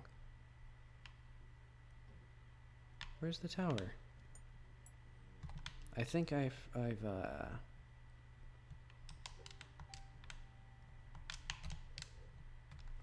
hang on.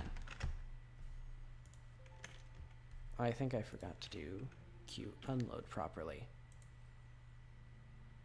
Get content low res.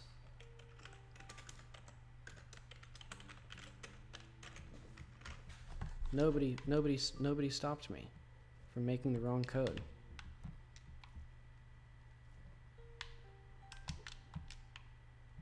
But yeah, now things should pop up when they're unloaded.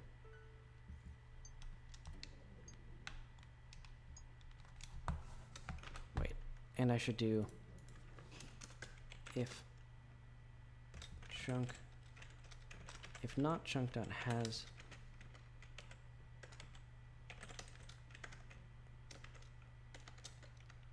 node low res.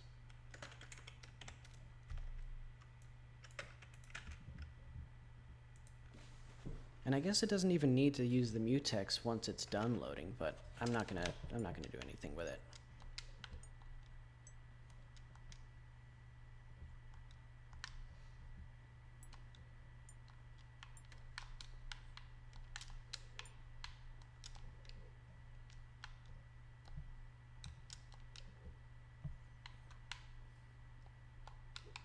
I also need to make it so the player isn't obviously, or so the player is obviously safe to talk to her, because the player doesn't take damage in dialogue, but I don't think the player's gonna actually know that. So they're gonna feel like they can't talk to her until they like get to a safe place.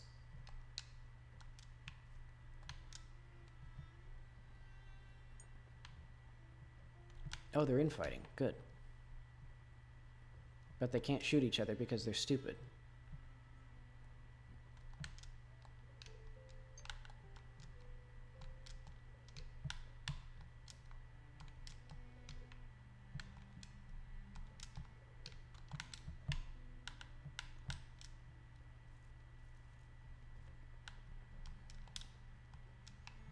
Yeah, good. Kill each other. Keep flying up. Oh wait, no, that's actually...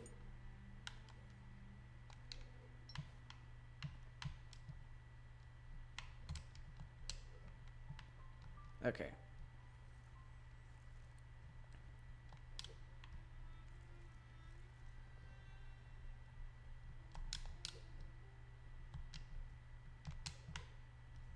I also need to add health pickup somewhere, because right now you can't heal.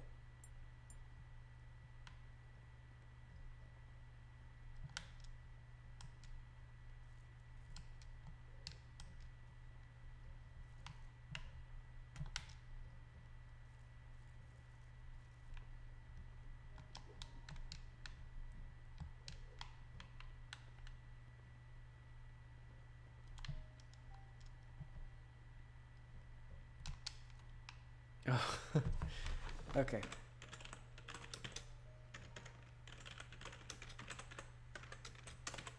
So what I'm going to do is I'm going to... Hang on. First of all,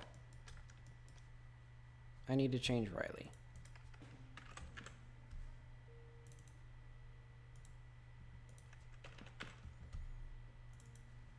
So where is she here?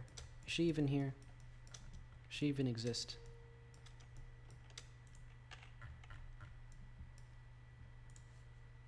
So let's go to dialogue.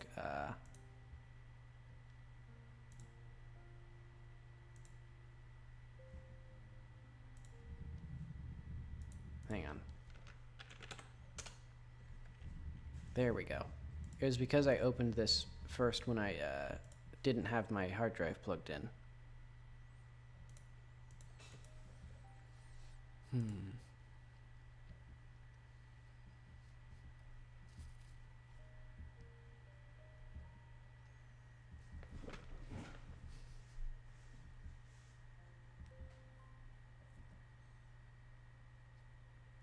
What am I looking for? Side content, Riley. And now there's only one Riley dialogue, so I should eventually move it to the other folder, but okay. Main speaker.saved.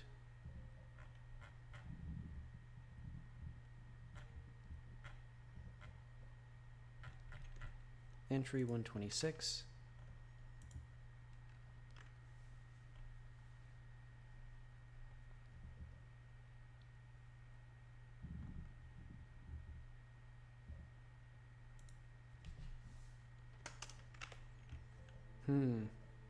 So I need some sort of context-specific thing now.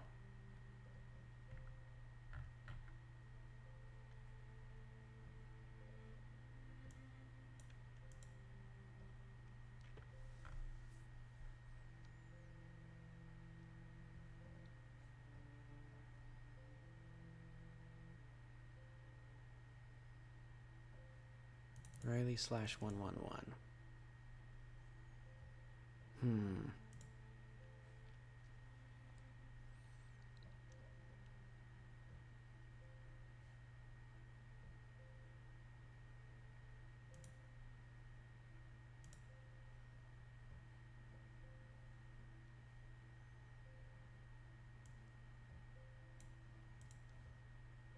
Okay, so this one is just based on the assumption that the player hasn't talked to her ever. But I need this entry 113 here to be for this 126 reward. So I know.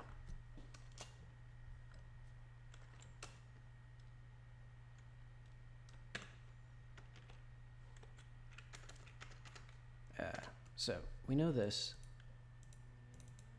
Global.stat capacitor 123.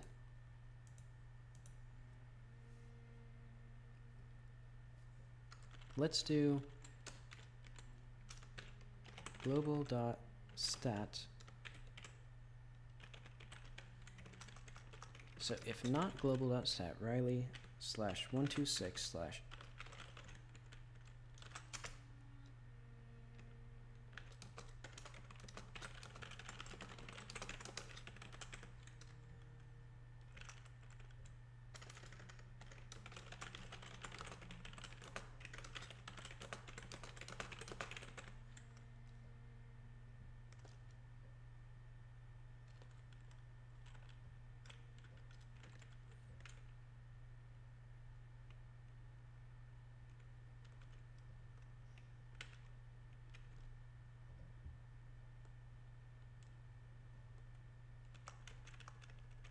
This isn't here. Okay. There's so many conditions. Global.addStat Riley113 talk.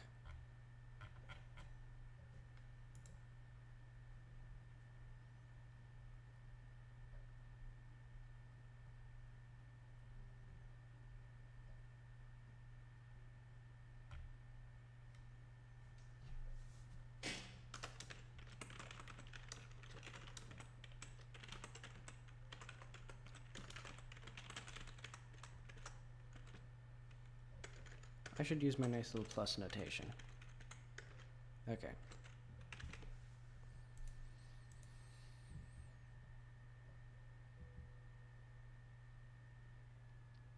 It's too much for my poor little brain to handle because there's so many conditions that I'm seeing that are actually bugs. Like, okay, if the player has taken this capacitor, that causes the tower to collapse.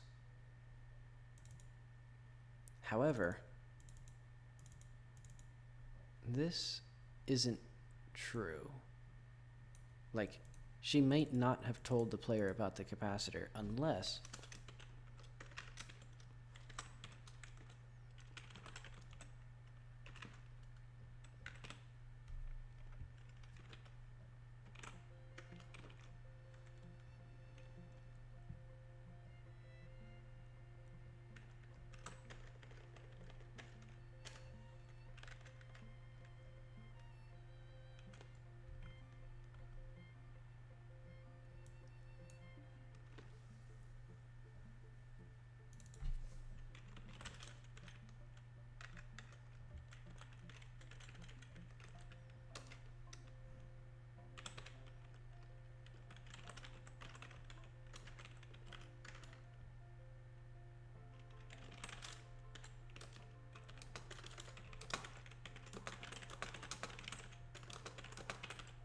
So many conditions. Okay. If we talk to Riley here, but we haven't saved her, but we have talked to her, that's one thing. Otherwise, there's some other thing.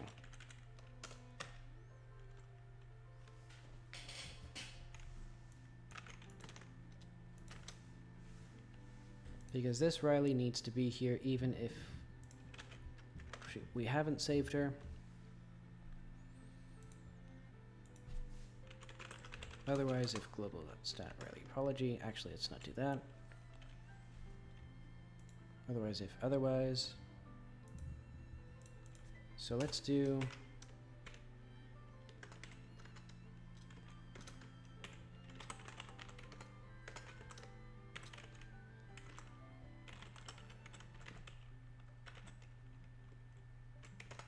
slash Riley slash capacitor.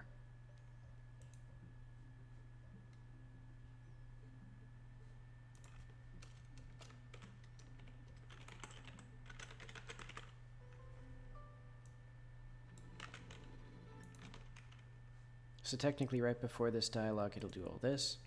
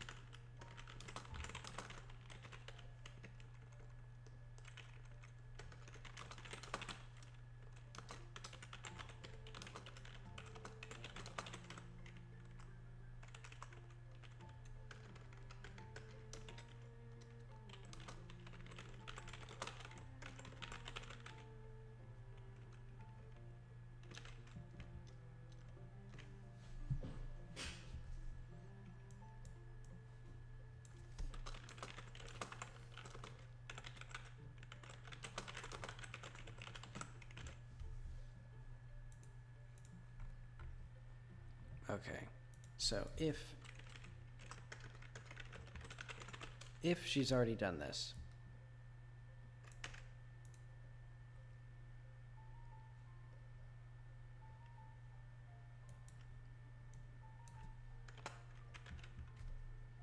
actually let's put this there as well.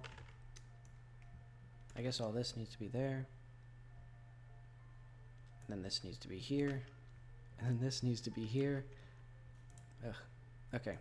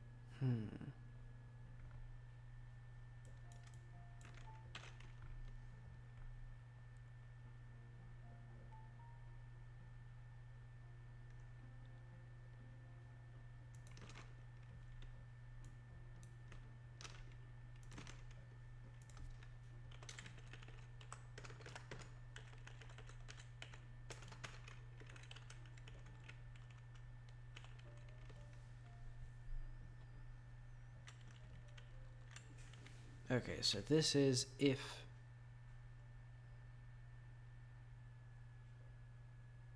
Riley did not tell you. There's so much crap here. So yeah, this is if the player never actually talked to her. It does the same thing and then loop back into here. But she'll tell you this stuff.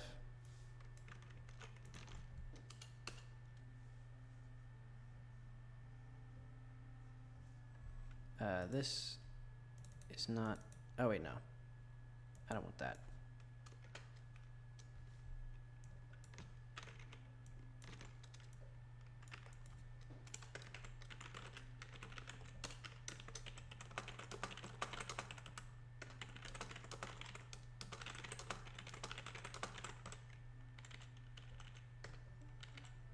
Because this assumes that the player was first told about this. So yeah, if the player just dove in, didn't know what they were doing, blew it up.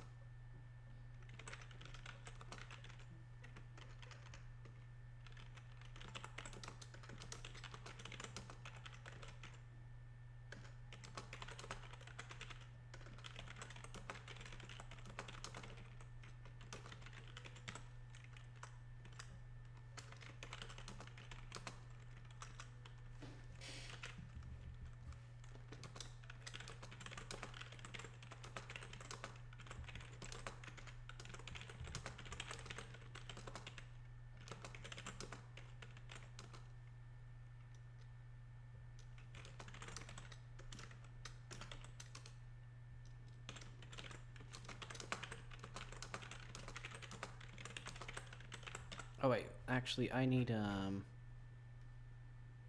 where's Armstrong? Because there's also dialogue from him about these, so it's, Armstrong / asked tower.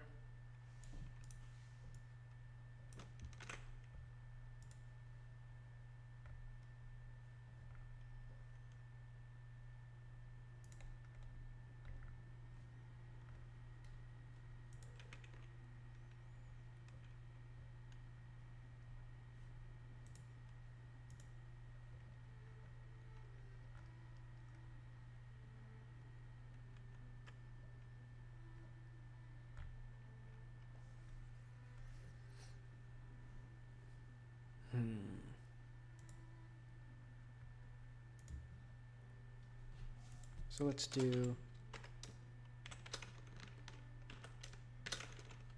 so much stuff.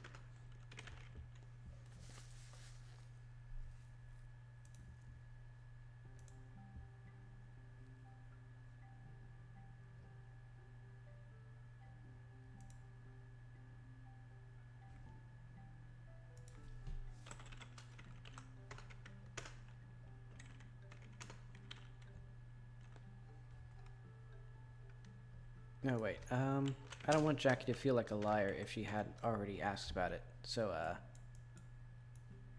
basically...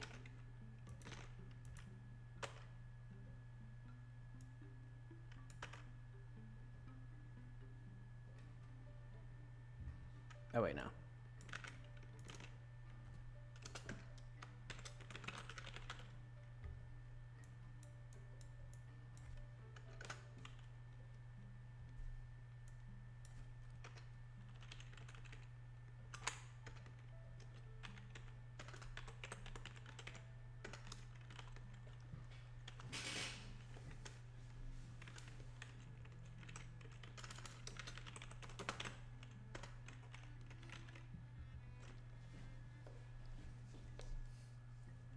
Okay. Lots and lots of dialogue conditionals. And I still haven't even figured out how to introduce her.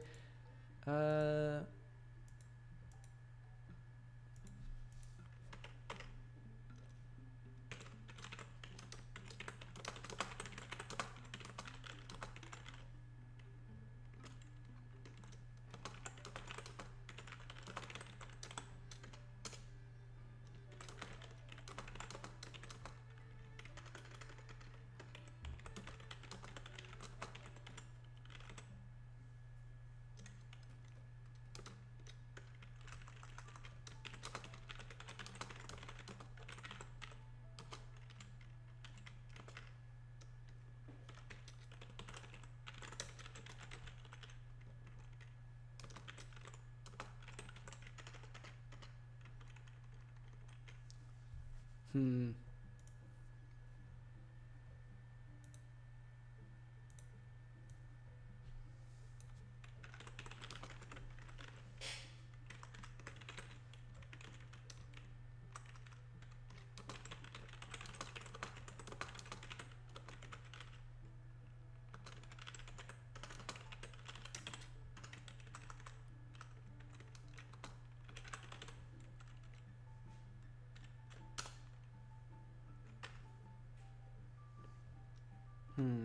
Otherwise, it'll be,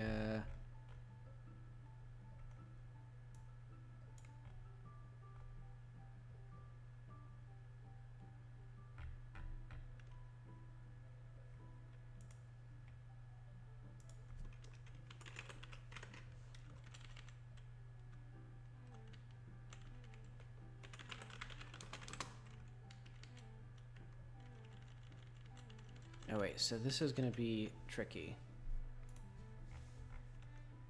Yeah, okay, this is the most important thing. If the player collapsed this tower,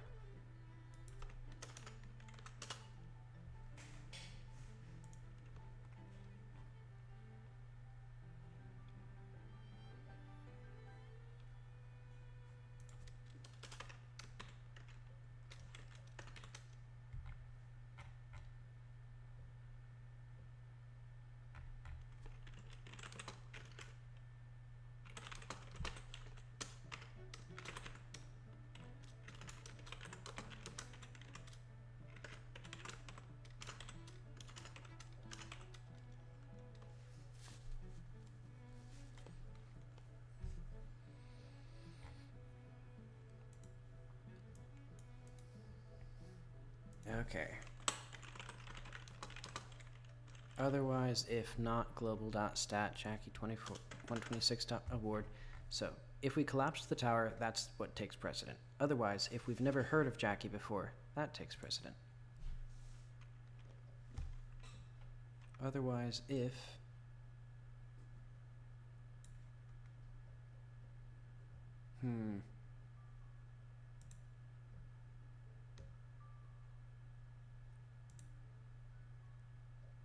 There's no possible way for this to happen. So basically, I want this to be another if statement here.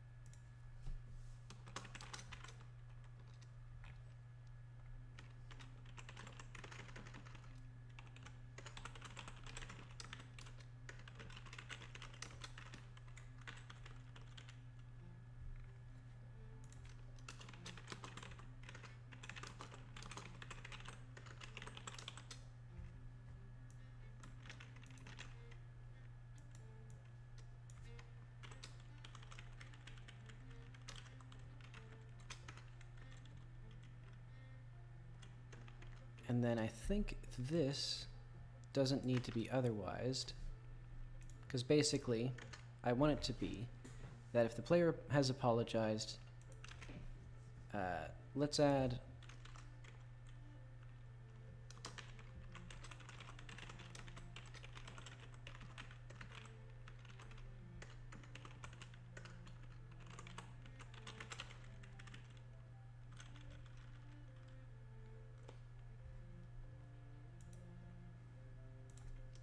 So many statements, oh my god.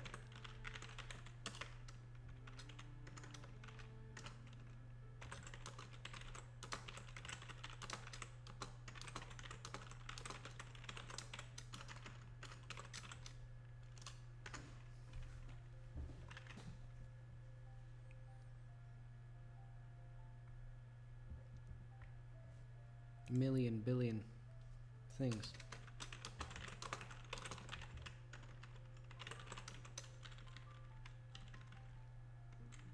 If not, global.stack capacitor and not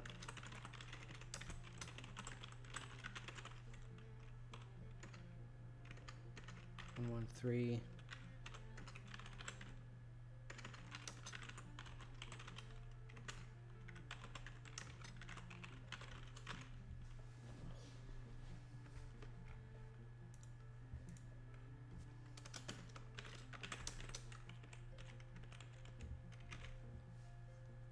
My next game is having simpler dialogue.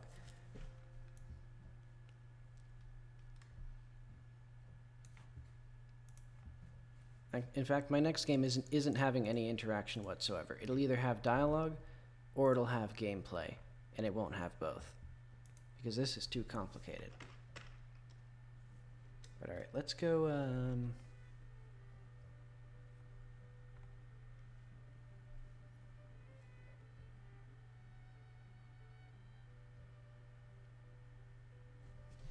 Let's exit here, maybe. No, I don't want that. Sadly, I have to remove this.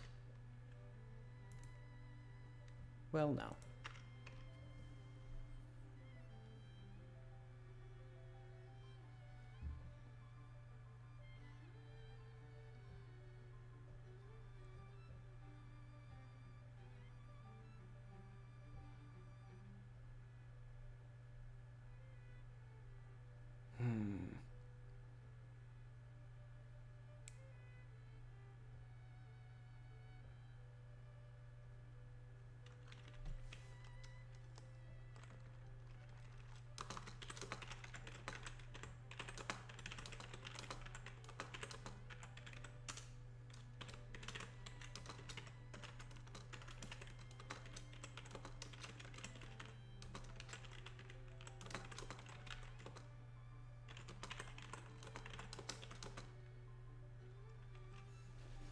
Let's see, what would have happened if the player, I'll just say,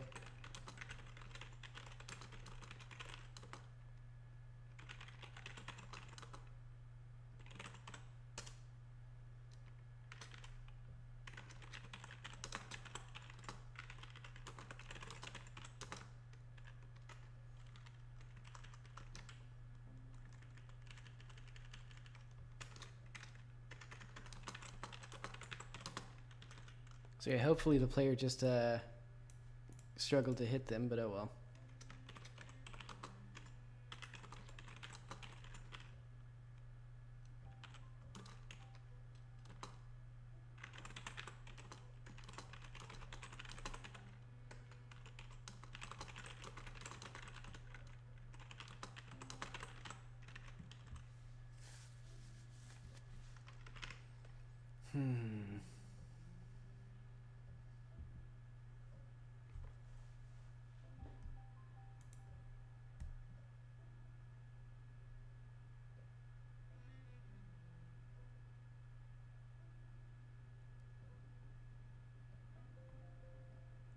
This is also complicated because the player doesn't know they need a, if the player doesn't know they need a capacitor yet, it feels like she's weirdly hell-bent on it. I'm just not even going to deal with that. I'm just going to pretend the player might not know that. Or the player, you know, that the player's already done something. Or activated the quest or whatever. Because all they have to do is talk to one NPC to activate it. And it's the NPC right next to the thing they're told to go to. So hopefully they did that. But if they didn't, the game's just going to not acknowledge them. Mostly. Alright, so this is...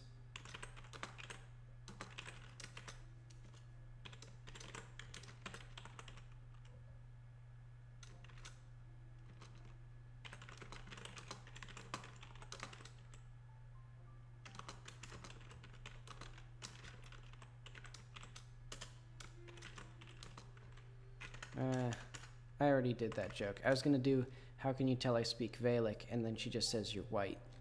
But, I already did that with some other person.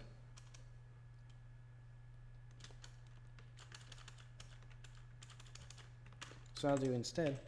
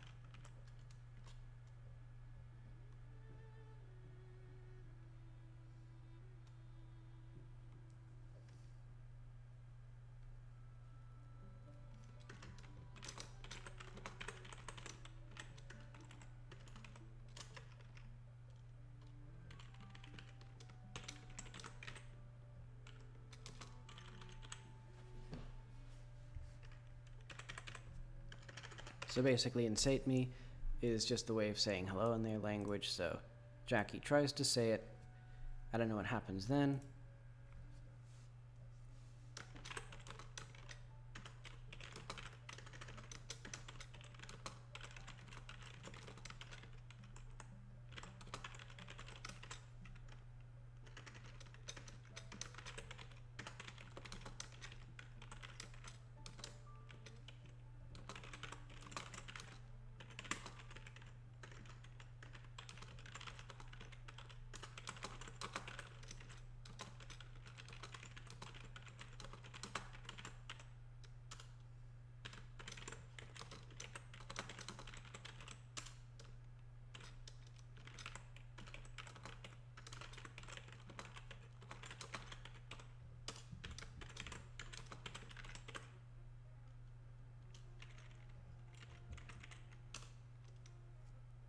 See, I'm trying to...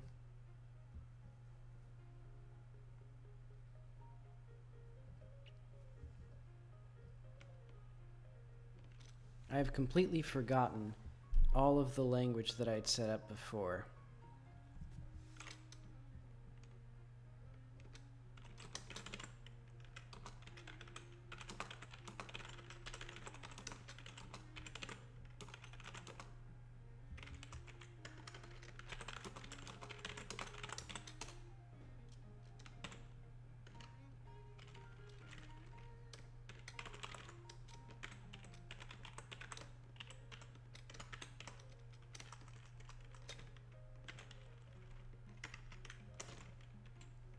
Is it italic or italics?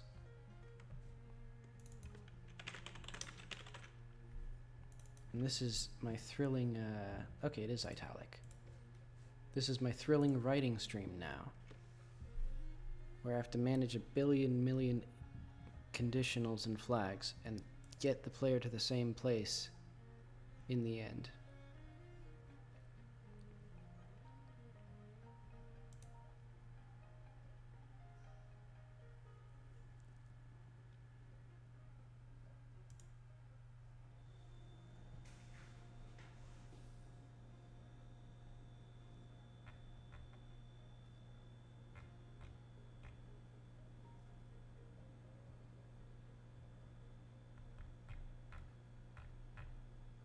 Also this capacitor 113. So if we've talked to Riley about the capacitor before, otherwise if talked equals 0,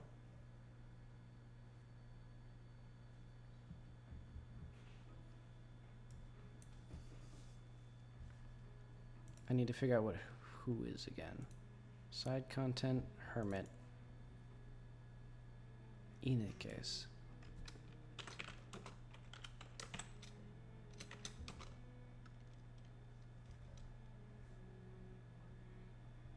Hermit 136. What is Hermit 1? Nurane.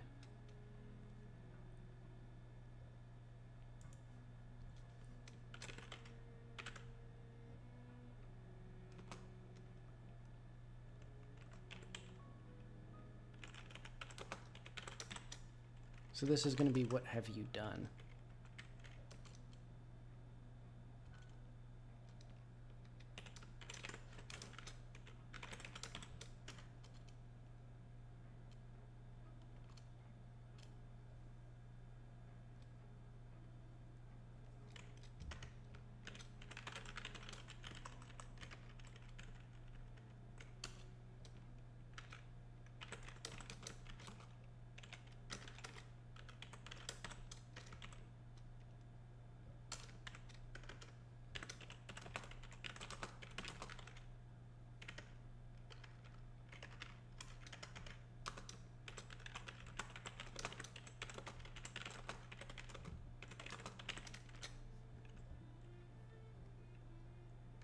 I'm asking what I'm asking.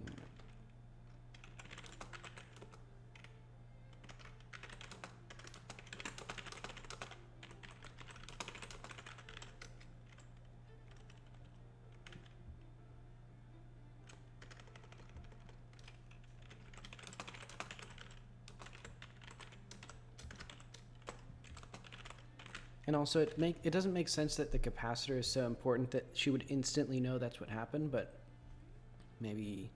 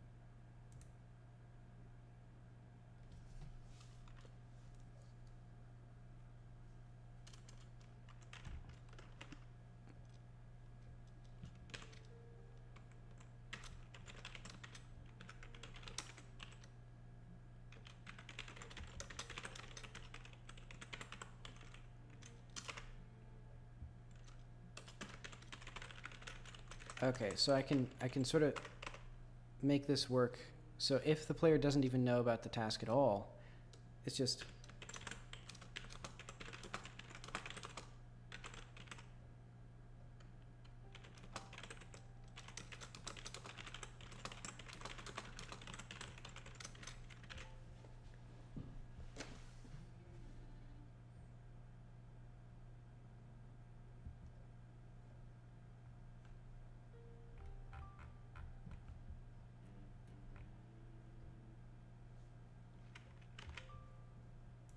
okay, so we have that. So Ine is you, Nurane is what? I don't know. I don't think I've ever used where, so I'll just make that up now.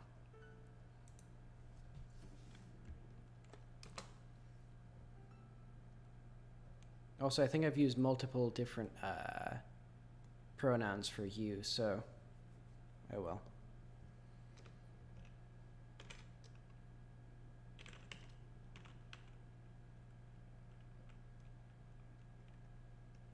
Yukira, Yukira.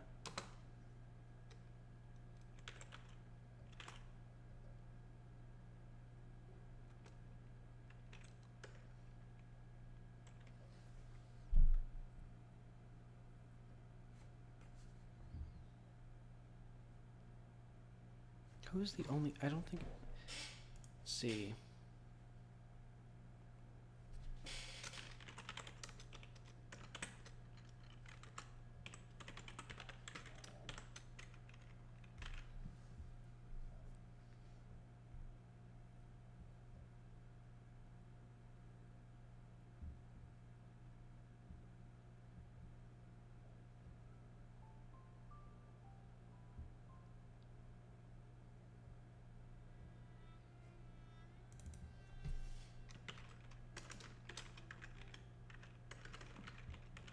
I'm pretty sure the language is Yakazi now. I'll have to figure this out.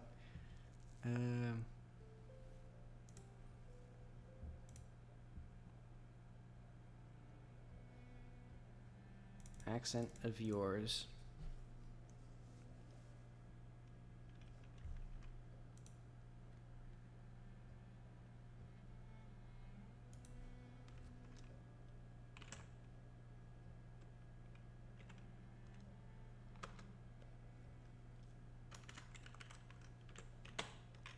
Uko will be me, so to me. And then interest will be like...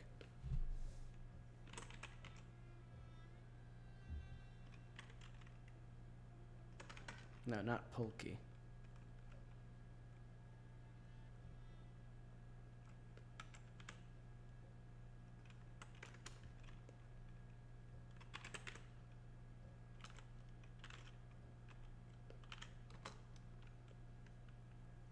Gamedev, and then like where?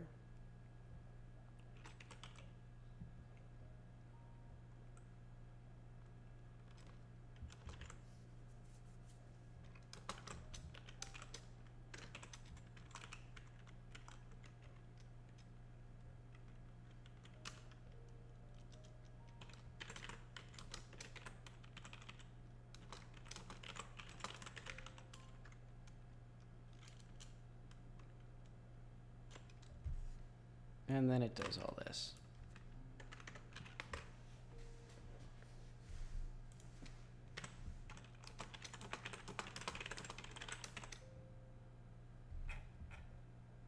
And then it'll do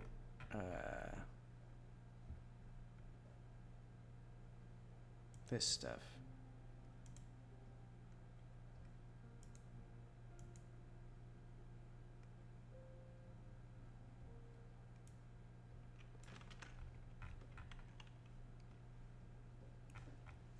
So I guess she won't forget the player.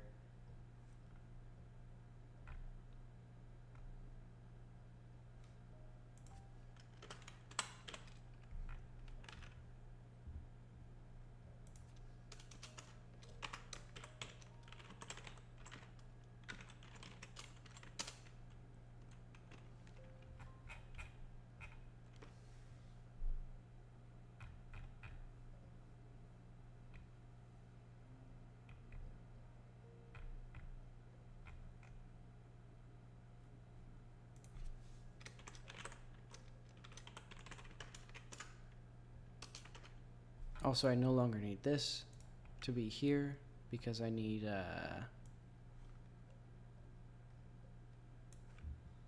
this to be here.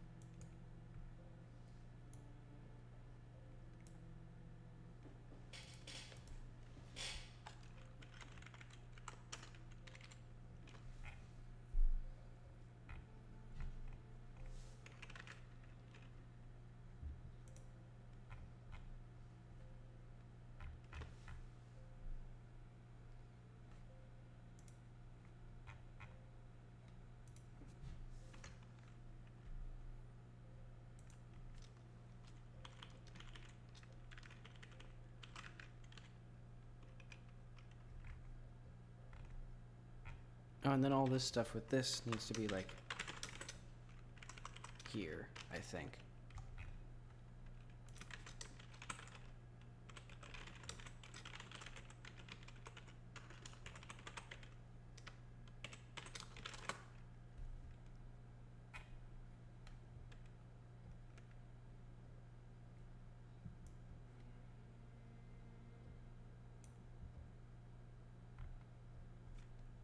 I don't even think there is a global stat 113 apology. Or apologize. Maybe I know what it is. It was meant to be this.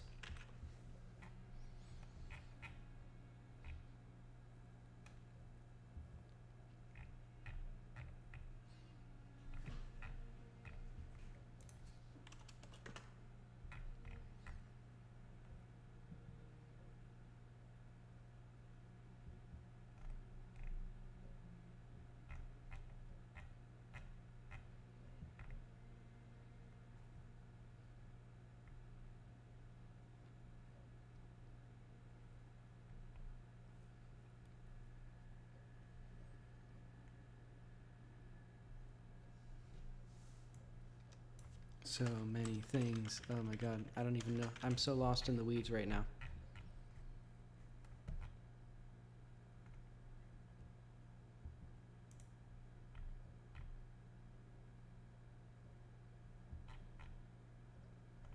Okay, I still need to actually introduce. So this needs to basically replicate most of this conversation.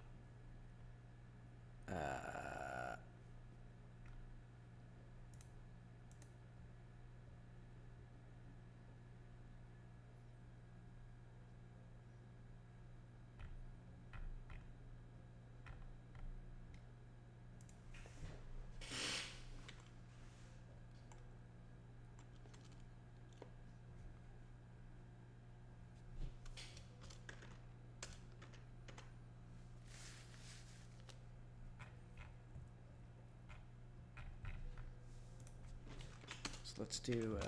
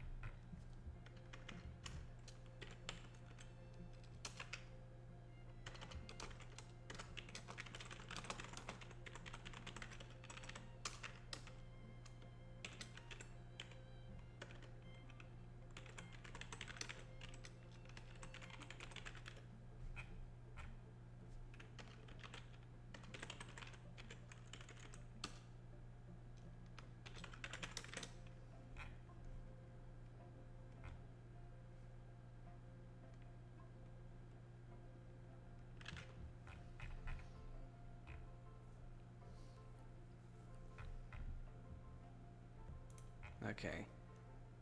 Let's do this.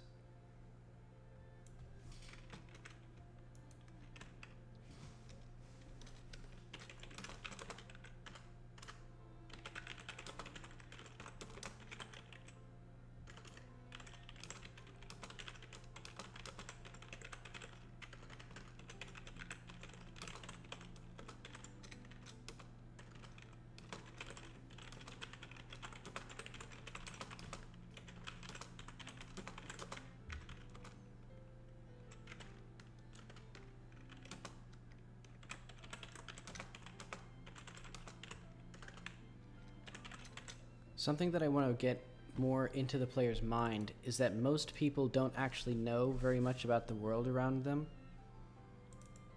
So, yeah, she's going to be confidently wrong that they're millions of years old.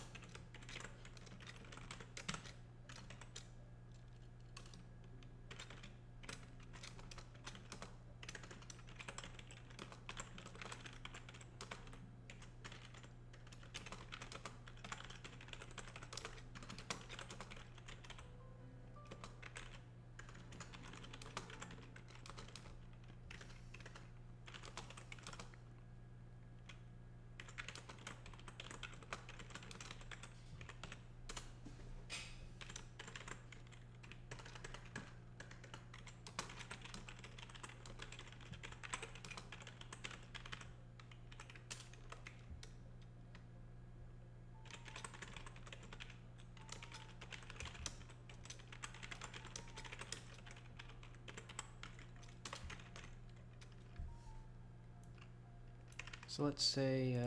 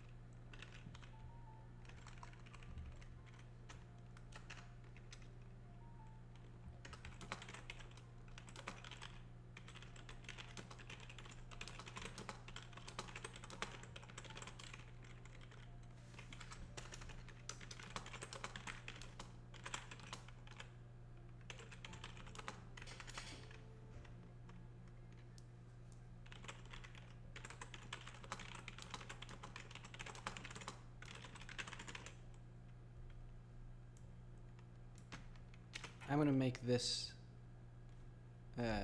so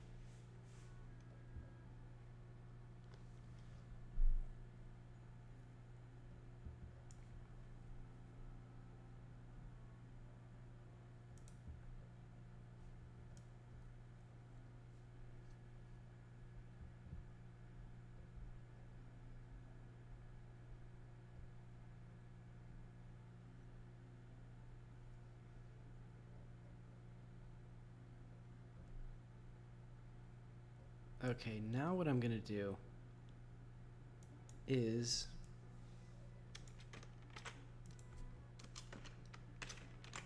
basically duplicate this whole conversation again, but it'll be and not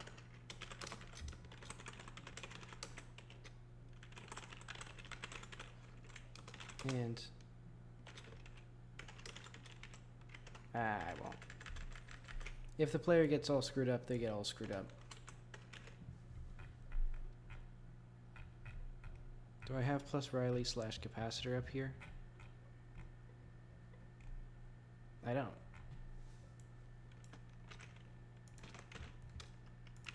Oh, but this could create the task as well.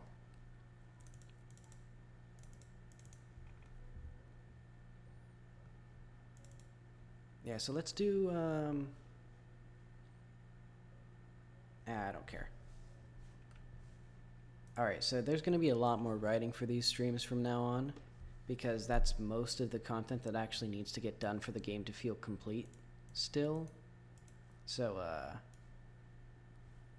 I guess tomorrow I'm just going to keep writing out the dialogue, and I'll see you then.